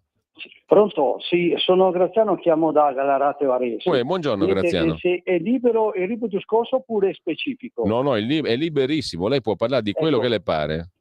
No, volevo solo, che mi dà molto fastidio quando vedo ieri anche il Presidente della Repubblica e poi con la faccia lì di non dico la parola perché non sta bene, del Presidente della Regione. E lì che sorride eccetera, quando ha fatto vedere certe occasioni delle persone, ha fatto vedere l'altra sera una famiglia che ha perso la casa, ha perso tutto, lei è disabile, l'hanno portata in albergo e deve pagare i pasti. Ma io dico, ma Giulio, ma dove siamo? Ma dove siamo? È lì che lui anche che l'altra segretaria là, con la parolaia là, eccetera, che ha dato all'ambiente e tutto il resto, è lì che parla ancora. Ma uno quando entra in regione deve guardare tutte queste cose, vedere la sua regione come va, come sta, che se prima c'è. Guarda, cosa c'è fermo. c'hai ragione, perché stamattina, se hai ancora un minuto, stamattina sul Corriere della Sera, in prima pagina, facciamo prima la rassegna stampa, appunto, c'è questa foto dove ridono tutti. Ride il Mattarella, ride il Bonaccini, ridono tutti. Sì, veramente. Boh. Ma a fargli vedere certe facce delle persone che dico, voi siete lì che ridete, eccetera, io sono qui che ho perso la casa e vi fate pagare anche i pasti. Pensa un Ma po'. è una cosa, Giulio, ma siamo fuori del mondo. Hai perfettamente ragione, ti ringrazio, grazie al nostro ascoltatore. E naturalmente le linee rimangono aperte, 02 92 94 7222. Nel frattempo, sempre da Avvenire, così en passant, rapsodicamente, i prezzi corrono più dei salari, inflazione, in un anno redditi giù del 6,2%. Negli ultimi 12 mesi in nessun settore ci sono stati aumenti contrattuali in grado di compensare l'impennata dell'inflazione, anche perché ci sono un sacco di contratti nazionali che non sono stati rinnovati. Per industria e servizi meno 7% delle retribuzioni reali, ancor peggio per le attività di ristorazione e alloggi, meno 8,5%, cioè il nostro quattrino vale sempre meno, compra sempre meno, ovvero inflazione. Comune di Milano cala la tassa sui rifiuti, scrive Avvenire, il Comune ha approvato la diminuzione delle tariffe Tari per utenze domestiche e commerciali, confermate le agevolazioni per le fasce deboli. L'assessore al demanio Conte dice che a incidere sul taglio è stato anche l'aumento delle superfici imponibili, la lotta all'evasione fa calare le imposte, scrive Avvenire. Dopodiché abbiamo adolescenti drogati dal web. Sempre in cronaca lombarda del quotidiano cattolico, in 100.000 sono sconnessi dalla realtà. Uno degli effetti più gravi del post-pandemia, l'uso incontrollato della tecnologia. Vediamo però un po' anche il Corriere della Sera nelle sue pagine interne. Pagina 2, pagina 3, sui droni che arrivano fino a Mosca, escalation bellica, Mattarella nelle zone alluvionate, il procuratore capo di Bologna che dice l'indagine sull'alluvione è inutile, è dura individuare responsabilità, ma su questo ci sarebbero delle interessanti cose da dire, perché chi ha gestito il territorio, chi ha stracostruito, chi ha stracementificato le cooperative famose dei compagni, le cooperative edilizie, eccetera, eccetera, non hanno alcuna responsabilità, e chiaramente anche le amministrazioni regionali, locali, eccetera. Il cemento a quanta gente è piaciuto, oltre che alle cooperative medesime di cui sopra? Quale politiche urbanistiche sono state realizzate in quelle zone? Insomma, è interessante. Se si indaga sulla Covid, perché non si può indagare anche sulla gestione del territorio, che poi reagisce così male alle sollecitazioni della pioggia? Il sacrificio dell'agricoltore, l'omaggio del presidente Mattarella, la dura partita di Elly Schlein, la tensione nel Partito Democratico, sempre sfogliando il Corriere della Sera, e poi Salvini che ha rilanciato una sua foto con l'incaricato d'affari degli Stati Uniti a Roma, Sean Crowley, l'ambasciatore dell'ambasciata americana, davanti al ponte, al plastico del ponte sullo stretto di Messina. Salvini lavora già sul voto del 24, scrive il Corriere della Sera, i piani per pesare di più a Strasburgo.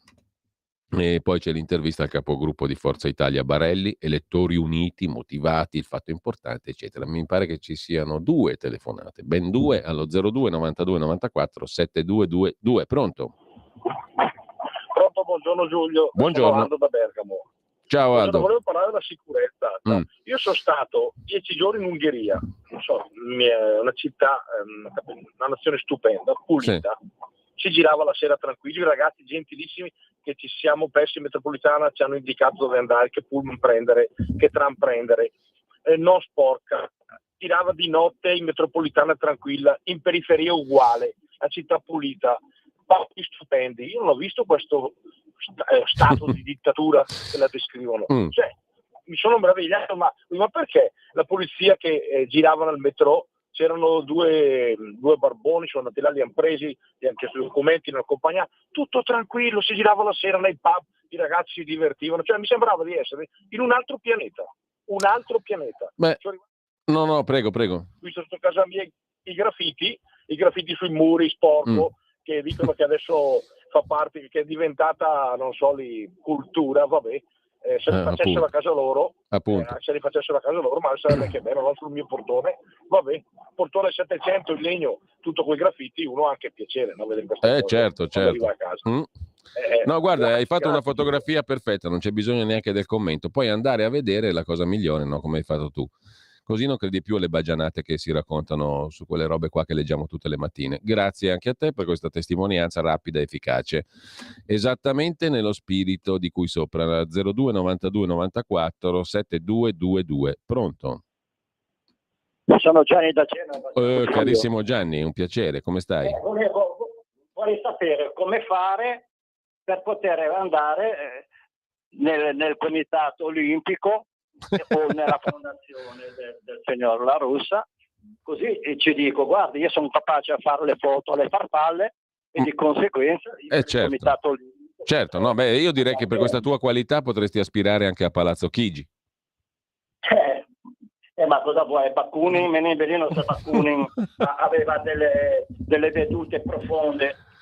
Quel libro lì, Viaggio in Italia. Ma poi scusami Gianni, tu sei parente, amico a qualcuno? Da notare la preposizione. Sei amico a qualcuno?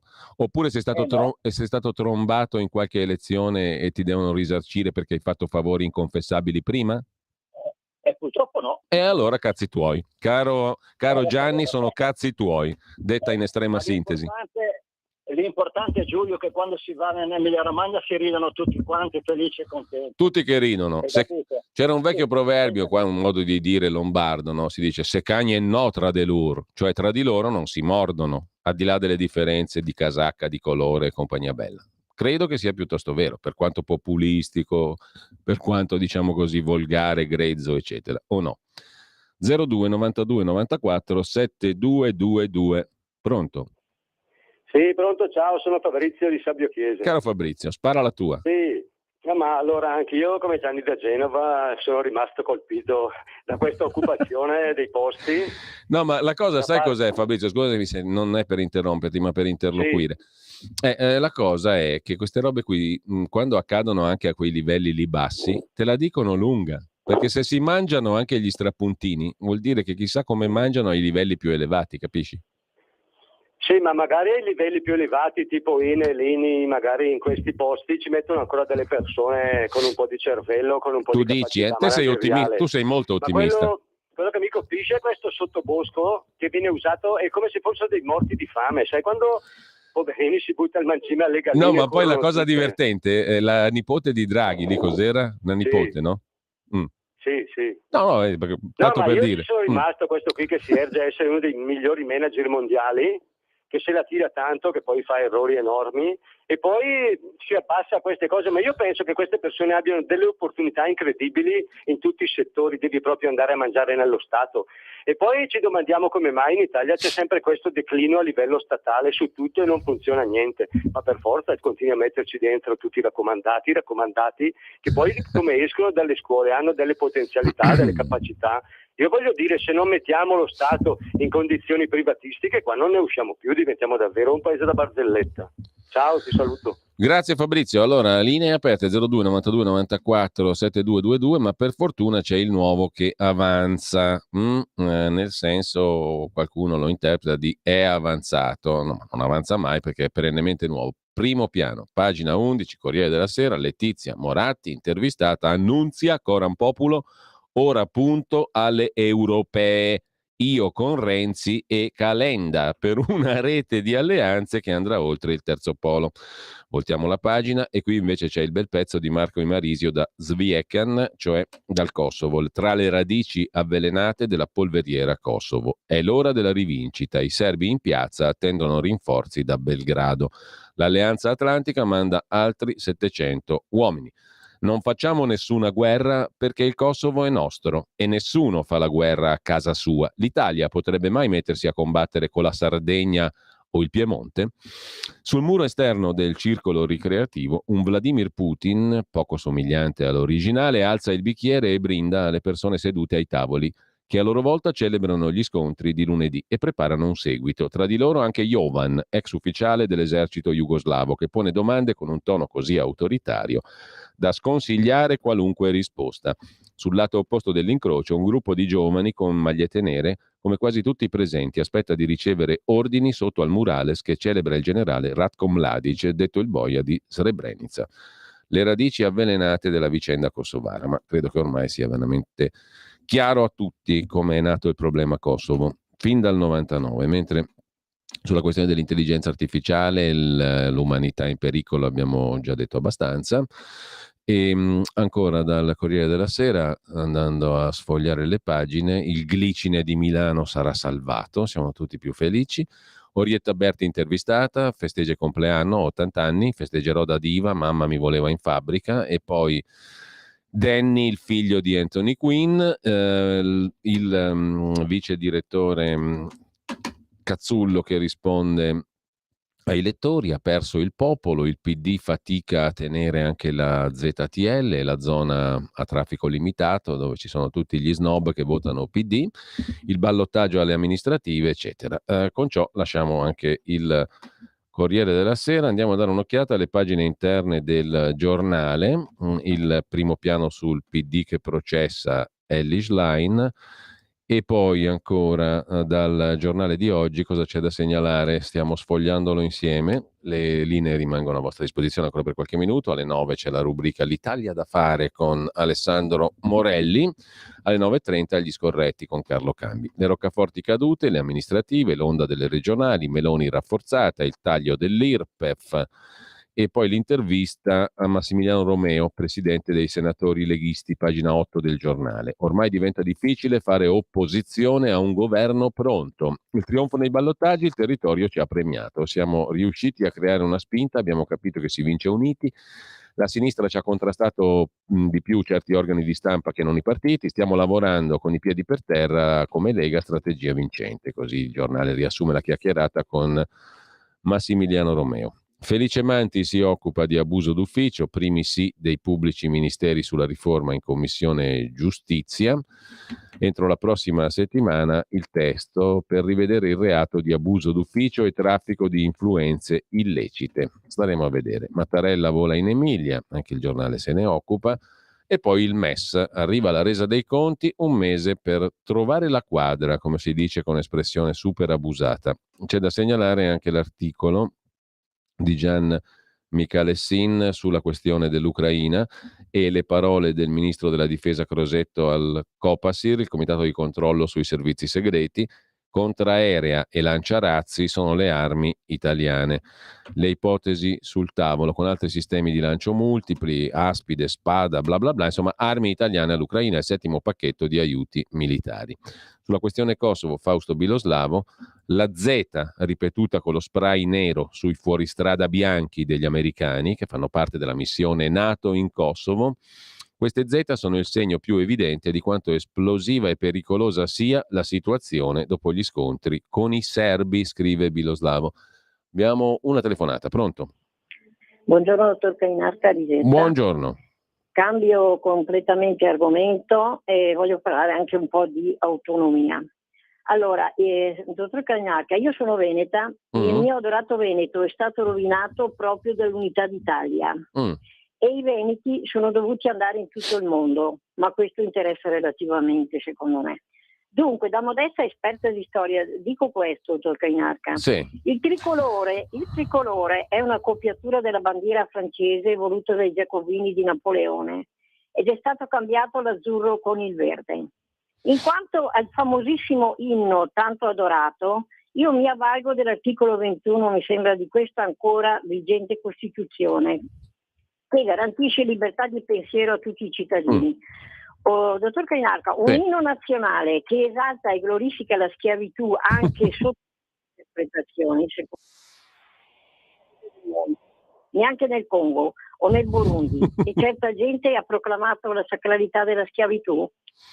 La saluto e buona giornata. Grazie a lei, Lisetta. Intanto abbiamo dal giornale da segnalare ancora, sfogliandolo così amabilmente e insieme: Pakistan, cristiano a morte per un messaggio ricevuto. È stato accusato di blasfemia un giovane 24enne dopo un WhatsApp da un amico musulmano. Il Pakistan non di rado offre spunti di cronaca così terribili, mentre sempre dal giornale di oggi cosa dobbiamo ancora segnalare? L'invasione dei turisti, l'Italia al centro del mondo, sarà un'estate da record.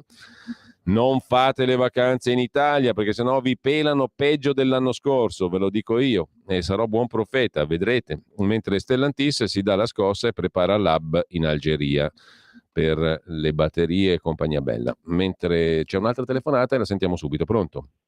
Buongiorno direttore, sono Marco da Mantova, sarò Buongiorno. telegrafico perché so che c'è pochissimo tempo, come mi ha detto il regista. Pochissimo. Allora, ma ci rendiamo conto quanto ci stanno prendendo in giro?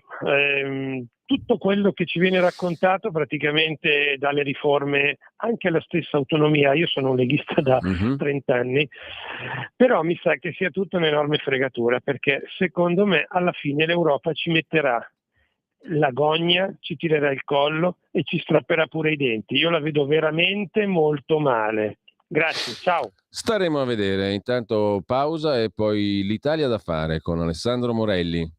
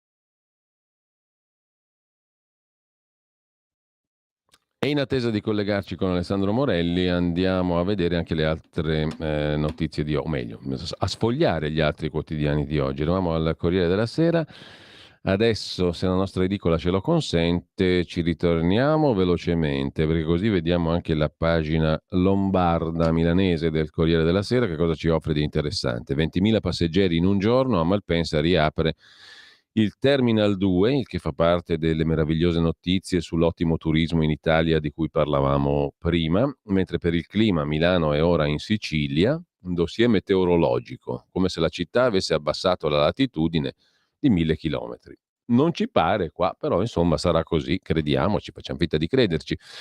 E ancora i pazienti parcheggiati in corsia, siamo negli ospedali milanesi, pieni, degenti che non lasciano liberi i letti, problema per le urgenze, il 22% blocca posti per le urgenze.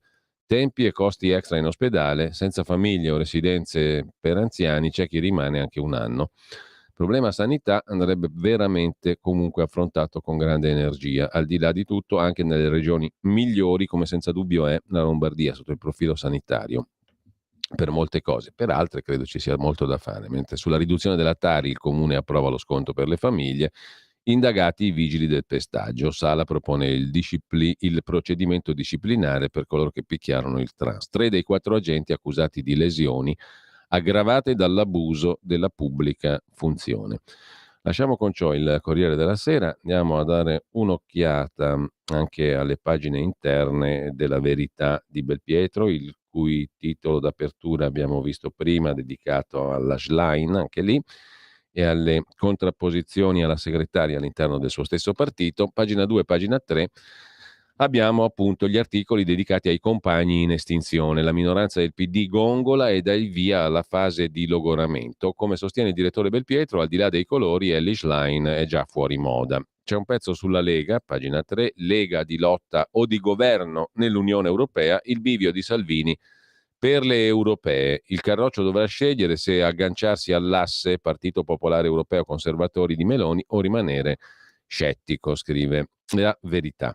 Mattarella che fa visita agli alluvionati e prova a rianimare Bonaccini, è l'interpretazione politica della Verità, e il PD appeso al MES. Dal 30 giugno in aula si discute la ratifica del Fondo Salva Stati. PD e Terzo Polo esultano, nel centrodestra c'è l'incognita Forza Italia. Forza Italia sarà pro o contro il MES? E poi le virostar che fanno danni in Romagna. I turisti disdicono, temono i germi, dicono gli albergatori. I tedeschi chiedono se per venire qui servono vaccino e mascherine, con la foto del celeberrimo infettivologo Matteo Bassetti di Genova.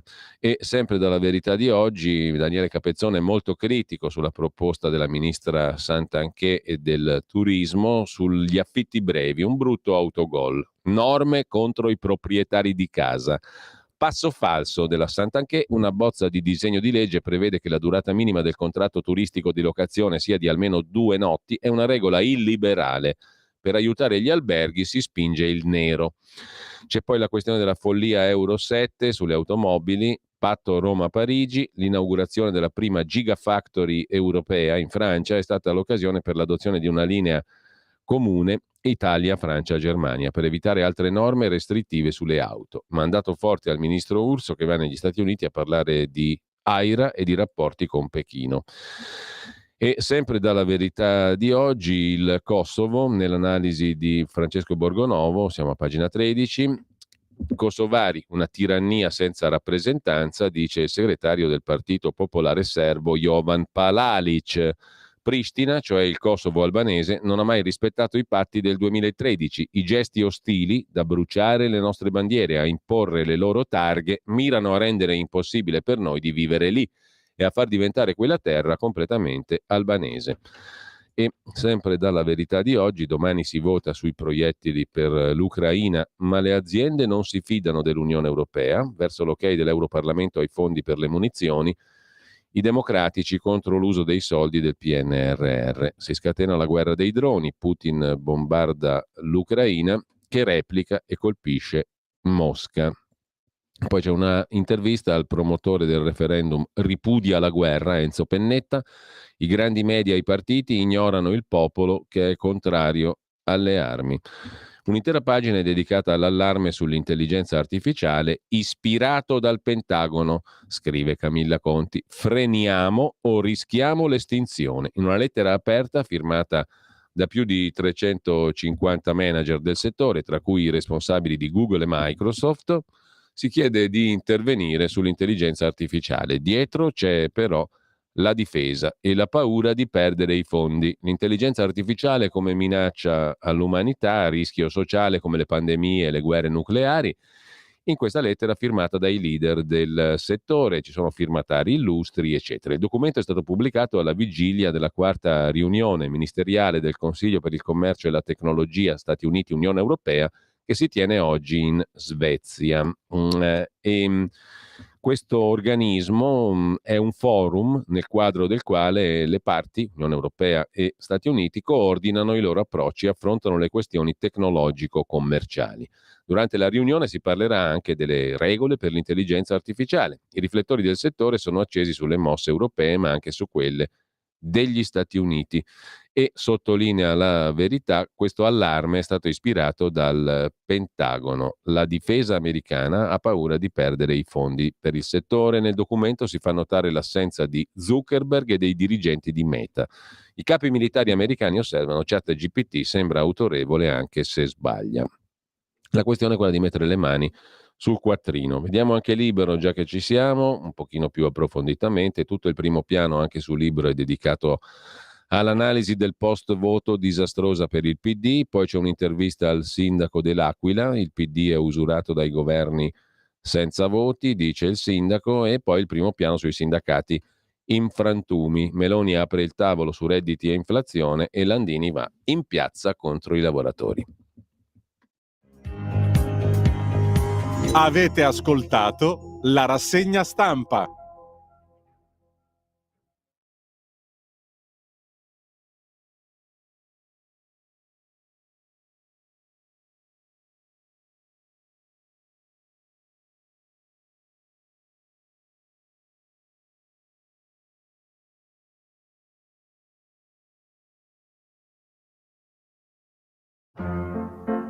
Va ora in onda L'Italia da fare, il punto sulla politica economica con Alessandro Morelli.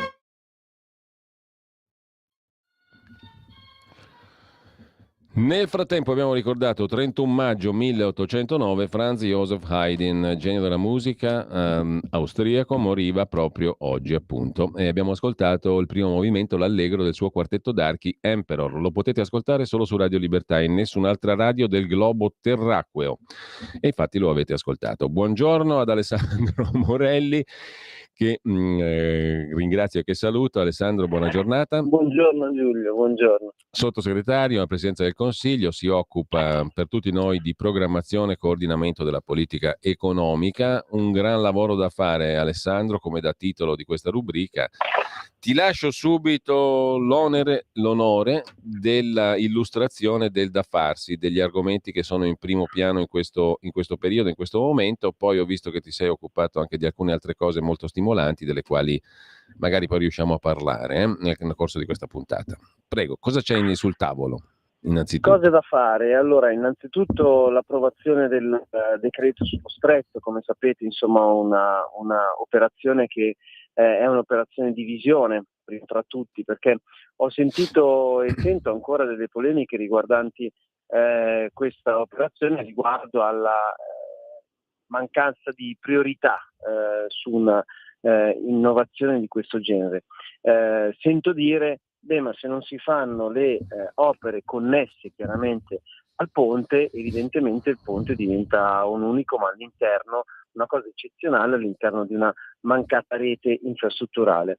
Nulla di più sbagliato, semplicemente perché gli investimenti che sono previsti verso il meridione, verso la Sicilia, toccano i 28 miliardi di euro, quindi lasciando stare il ponte, quindi escludendo il ponte sono già previsti investimenti per 28 miliardi circa, quindi l'alta velocità fino a Reggio Calabria, velocizzazione in Sicilia.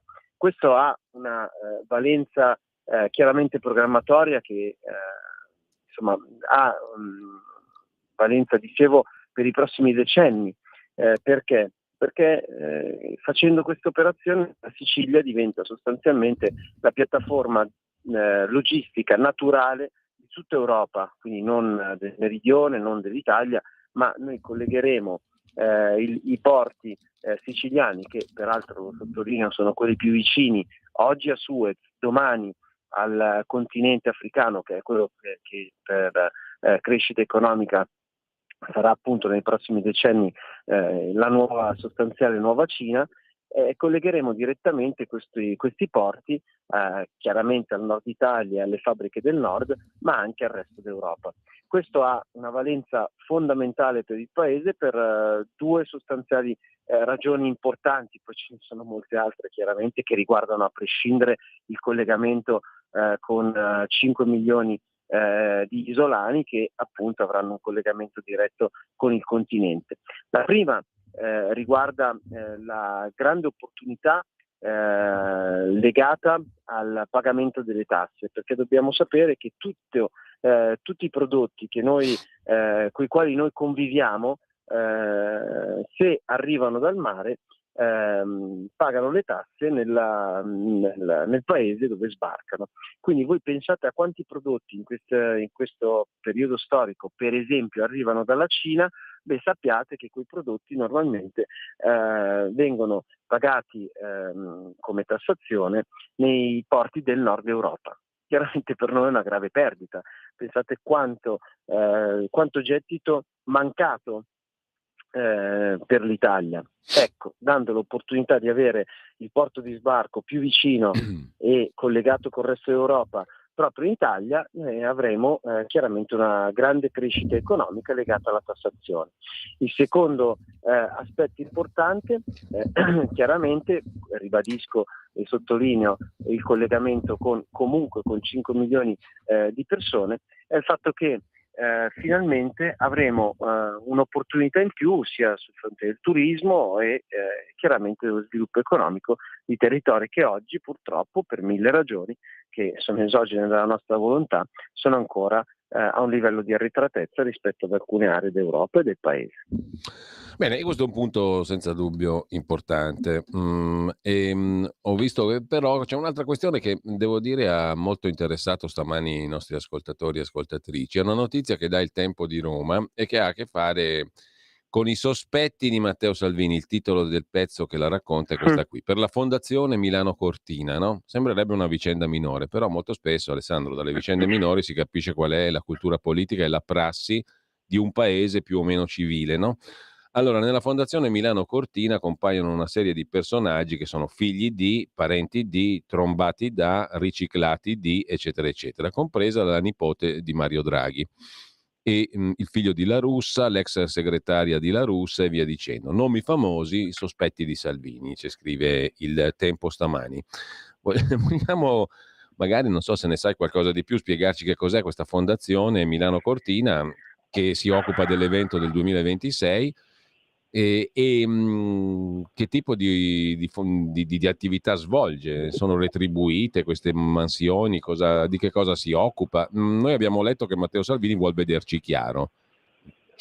Allora, sì, chiaramente la vicenda mi è nota perché, come sai, insomma, sul tema delle Olimpiadi ho seguito l'argomento da milanese in quanto eletto a Milano, da milanese in quanto cittadino milanese e da parlamentare che ha lavorato per portare questo grandissimo risultato, un evento internazionale che ridarà nuovamente lustro al territorio milanese e alla Lombardia dopo Expo 2015 e dall'altra parte valorizzerà i territori, in particolare nel Veneto, che hanno la necessità di essere infrastrutturati in maniera solida. Quindi investimenti importantissimi dal punto di vista infrastrutturale, oltre 2 miliardi di euro per Lombardia, Valtellina in particolare e il Cadore, e dall'altra parte abbiamo, come dicevo, una grande opportunità di vetrina internazionale. Come funziona la fondazione? Noi vinciamo sostanzialmente nel 2019, dopo una battaglia che la Lega fa nel governo giallo-verde per ottenere le Olimpiadi di Milano Cortina, vengono assegnate le Olimpiadi appunto nel 2019. Grande giubilo e gloria, sostanzialmente vi ricordo all'epoca c'era il governo giallo-rosso, quindi per merito della Lega arrivano le Olimpiadi. Nel governo giallo-rosso la decisione è quella di costituire due enti che saranno i protagonisti delle Olimpiadi. Il primo appunto è la fondazione, che ha il ruolo di organizzare i giochi, dal marketing alla bigliettazione, ai contratti con gli sponsor, fino all'organizzazione dei volontari, che saranno chiaramente migliaia che si metteranno a disposizione per le giornate degli eventi. Dall'altra c'è la società olimpica, che è quella che deve fisicamente realizzare le opere infrastrutturali. Che cosa avviene? Ripeto e ribadisco, sottolineo, governo giallo-rosso. Avviene che la fondazione viene costituita praticamente subito. L'amministratore delegato si chiama Novari, ha una lunga storia di amministrazioni, di CDA, era per esempio l'amministratore delegato di Tre, vi ricorderete, la compagnia telefonica fallita che appunto hanno lasciato poi è andata finita in mani cinesi. Quindi viene scelto questo Novari, ribadisco e sottolineo, governo giallo-rosso. Per quanto riguarda la società olimpica, quella che deve costruire le opere infrastrutturali, quindi per esempio la variante di Sondrio, la variante di Cortina, di Longarone, 3 varianti che riguardano sempre la statale Alemagna che porta appunto a Cortina, l'allargamento della statale 36 fino da Giussano a Civate, una serie di grandi opere, grandi e piccole opere, ma comunque importanti per questi territori, per arrivare in maniera più comoda e rapida verso i luoghi delle Olimpiadi, che rimarranno chiaramente infrastrutture a servizio dei territori protagonisti delle Olimpiadi. Purtroppo governo giallorosso, il ministro De Micheli, così facciamo nomi e cognomi, PD, si dimentica letteralmente di costituire la società, che ha delle criticità, potete immaginare, cioè la realizzazione della variante di Cortina, che prevede un traforo sostanzialmente di chilometri. È evidente che insomma ha delle necessità tempistiche tecniche che sono direttamente legate a quando iniziano le opere. Insomma, il PD si dimentica, purtroppamente direbbe qualcuno, di costituire la società. Si forma il governo Draghi, la delega alle Olimpiadi per quanto riguarda il Ministero delle Infrastrutture spetta a me questo onore, chiaramente, e in 3 mesi costituiamo la società, che chiaramente sconta un ritardo di 2 anni, cioè alla nascita, al momento zero, sconta un ritardo di 2 anni nella realizzazione delle opere. Chiaramente facciamo i salti mortali e in questa fase stiamo cercando di portare a casa il miglior risultato possibile, il maggior numero di opere.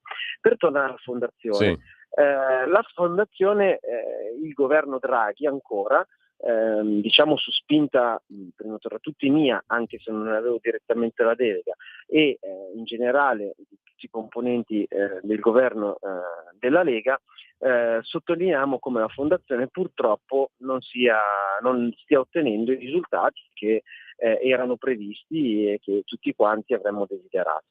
Dunque, in uscita il governo Draghi decide di sostanzialmente licenziare attraverso una norma l'allora amministratore delegato Novari, lo ribadisco, nominato nel governo giallorosso. In seguito verrà nominato un altro amministratore delegato, si chiama Varnier, durante il governo Meloni. Detto questo, è evidente che nel periodo nel quale l'amministratore delegato Novari, c'era inizialmente il governo giallorosso, quello che ha costituito la fondazione, insomma ci sono state delle importanti nomine interne alla fondazione. Penso al marketing, penso anche ad altre figure che chiaramente sono interne alla fondazione. Insomma, capendo e vivendo la questione olimpica, ho interessato il ministro Salvini di alcuni nomi che, insomma, essendo io, tu lo sai perfettamente, lo ricordo anche ai nostri ascoltatori, io ho fatto 25 anni di amministrazione in comune a Milano e sapete, oramai ci si conosce un po' tutti, no? E guardando quella parte di organigramma che sono riuscito ad osservare, ho notato che insomma alcuni nomi li conoscevo. Tipo? Il dato è che li conoscevo legati ad amministrazioni differenti rispetto a quelle che insomma sono nostre amiche, quindi legate all'amministrazione Pisapia di Milano, legate a Sala, insomma, e legate, come giustamente dicevi, anche ai La Russa, cioè l'hai letto pure il figlio e la segretaria, insomma, tra gli altri. Perfetto, sì, esatto. Quindi, ma c'è tra i consulenti la ex assessore di Milano Guarnieri allo sport, ci sono alcuni ex dipendenti del Comune di Milano sempre in quote assessorili, quindi in termini tecnici si chiama l'articolo 90, sempre dell'assessorato allo sport del Comune di Milano. Insomma, difficile trovare francamente qualcuno che è nella nostra rubrica, nella mia e nella tua. Probabilmente troviamo nomi, anzi sicuramente troviamo nomi che sono nelle rubriche degli esponenti politici che ti ho citato. Dunque, per venirne a una, io non voglio fare il talebano e assolutamente non voglio sembrare che se ci sono dei professionisti che escono dal mondo della politica e decidono di affrontare, di presentarsi al mercato, ben venga, se le qualità sono elevate e possono dare degli spunti anche alla Fondazione Olimpica, che come dicevo ha cambiato amministratore delegato proprio perché non aveva ottenuto i risultati sperati da tutti quanti. Ma francamente, vedendo i nomi e capendo anche i numeri di questi nomi, cioè numeri importanti, a questo punto è evidente che non è solo una questione di ricerca della miglior qualità possibile, ma sostanzialmente forse il tempo dà una lettura che posso considerare persino corretta. Ecco, Quindi vediamo, questa per è esempio, la cosa. scusami Alessandro, c'è la Prego. figlia dell'ex direttore dell'Enel Italia, Carlo Tamburi, c'è la nipote di Mario Draghi, Livia, che tra l'altro aveva lavorato a suo tempo con Michele Santoro, è stata autrice di X Factor, eccetera, eccetera, come capo dei contenuti video dell'ente. Per tutti costoro però non c'è indicazione di compenso, perché il compenso sarebbe coperto dalla privacy, e non ho capito quante risorse gestiscano. Io ho visto cifre 1,5 miliardi, 2 miliardi, non lo so, te lo chiedo. Allora, quanto prendono e quanti soldi gestiscono e come? E con quali, diciamo, controlli e responsabilità? Perché alla fine, insomma, se no passa sempre tutto in cavalleria, sto benedetto paese, no? Hai ragione, su questo, sugli emolumenti chiaramente questi sono coperti da privacy e non li conosco neppure io, ma come dicevo, ieri c'è stata una cabina di regia delle Olimpiadi e il ministro Salvini, in maniera anche diciamo piuttosto ferma, ha chiesto di avere anche questi dati. È evidente che insomma ieri il tutto nasce, ti dico, perché vengo a sapere che una ex candidata del Partito Democratico viene assunta, mi sembra proprio con un ruolo di responsabilità nell'area marketing, e all'ingresso della cabina di regia che si tiene a Palazzo Chigi condivido con Matteo questa mia informazione. Chiaramente Matteo, come dicevo, ci ha messo il carico da vicepresidente del Consiglio, appunto affermando in maniera molto chiara e netta lì in quella sede di voler essere informato rispetto appunto alle richieste che mi facevi anche tu, assolutamente legittime e di buon senso. Allora Alessandro, c'è un altro tema molto grosso, abbiamo ancora 5 minuti buoni di tempo. Tu l'hai affrontato anche questo tema mettendo in luce i danni dell'ambientalismo ideologico in relazione alle alluvioni apocalittiche dell'Emilia Romagna, no? Forse ci sono le lontre e quindi diciamo non facciamo le dighe. Dopodiché abbiamo le alluvioni e le amministrazioni di sinistra costrette ad ammettere l'errore o gli errori. Prendo spunto da questa tua osservazione, Alessandro, per porre il problema in termini politici, come hai fatto tu del resto, no? Allora, ci è sempre stato detto che l'Emilia Romagna era un territorio ben amministrato, no? Modello di efficienza sotto tutti i profili, le scuole, la sanità, la gestione del territorio, compagnia bella, il turismo e via dicendo. È anche stato detto che era un territorio gestito da un sistema politico e anche economico molto omogeneo. Le cooperative, molte delle quali sono anche cooperative edilizie di grandissimo peso, non solo in Emilia Romagna, ma sono allargate altrove, e che hanno, diciamo, ovviamente costruito un sistema, oltre che costruito il territorio. Ebbene, allora, visto quello che è successo, senza voler speculare, però, se c'era questo sistema, se tutto era così compatto, omogeneo e funzionale, com'è che sto territorio non ha retto in maniera così disastrosa? Forse qualche domanda ce la dobbiamo fare, sia sotto il profilo politico, sia sotto il profilo della gestione del territorio, dell'urbanistica, e quindi anche degli interessi delle cooperative coinvolte nel settore, perché sono loro che hanno edificato in gran parte, cementificato, o sbaglio?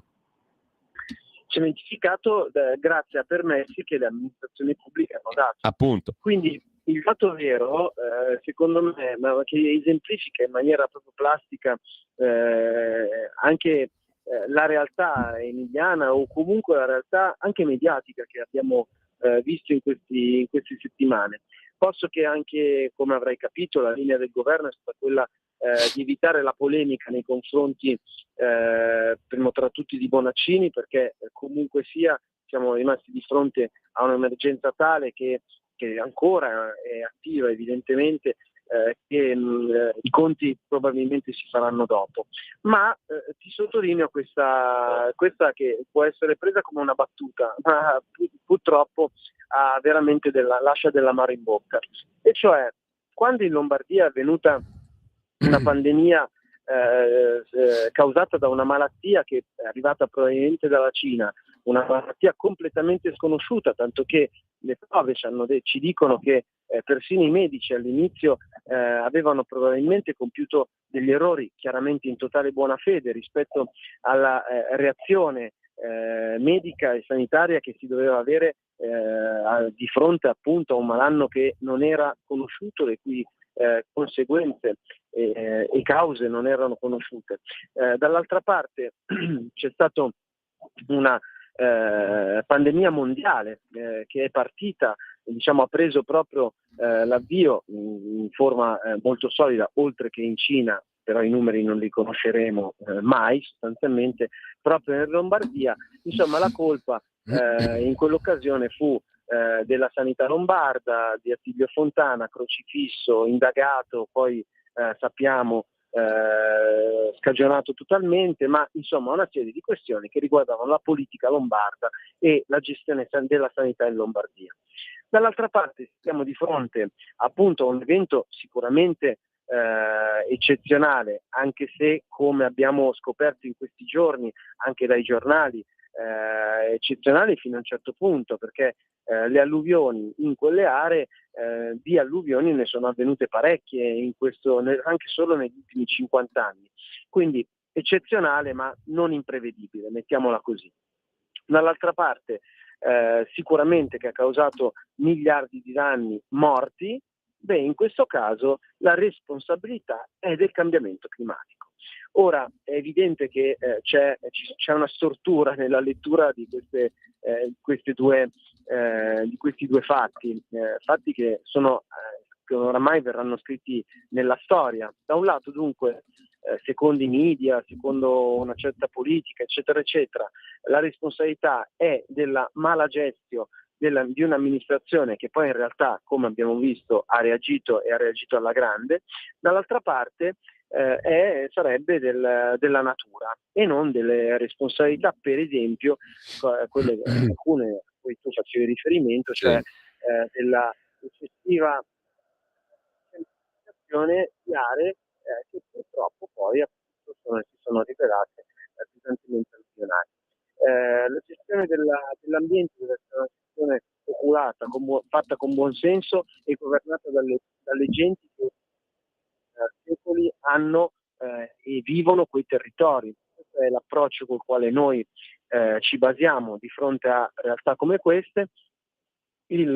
Questo ambientalismo ideologico, che di ambientale non ha assolutamente niente, se non probabilmente degli interessi spesso economici che stanno dietro a questo finto ambientalismo, hanno causato, sono responsabili, insomma sono parole forti, me ne rendo conto, ma sono tra i responsabili di quello che è avvenuto, e quindi delle morti, della tragedia e del disastro economico.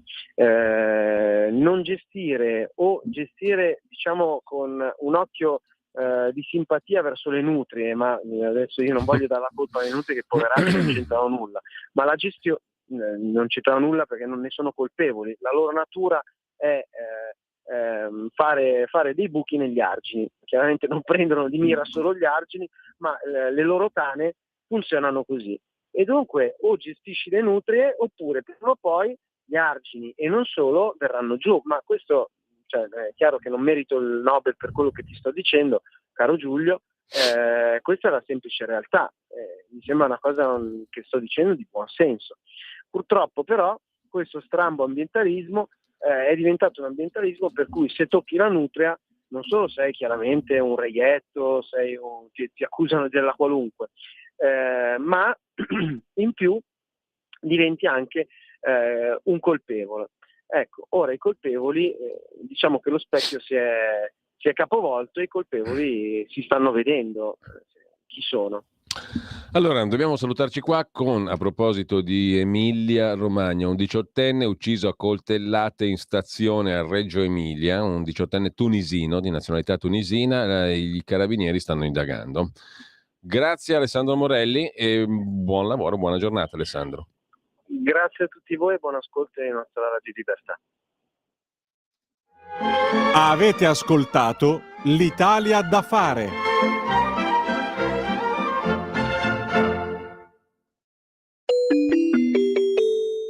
Qui Parlamento. Prego, ne ha facoltà. Grazie Presidente, colleghi. Ho imparato che il problema degli altri è uguale al mio. sortirne tutti insieme politica, sortirne da soli e avarizia. Così diceva Don Lorenzo Milani in lettera ad una professoressa, con la quale intese rispondere alle feroci critiche che subì per aver creato la sua scuola di Barbiana. Nel dicembre del 1954, a causa di screzi con la Curia di Firenze, che lo riteneva troppo franco e poco cauto nei toni, perché da prete era, dicevano, troppo vicino agli emarginati, venne mandato a Barbiana, come forma forse punitiva, una minuscola frazione di montagna nel comune di Vicchio, nel Mugello, dove entrò in contatto con una realtà di povertà ed emarginazione ben lontana rispetto a quella in cui aveva vissuto gli anni della sua giovinezza. Iniziò in quelle circostanze il suo primo tentativo di scuola a tempo pieno.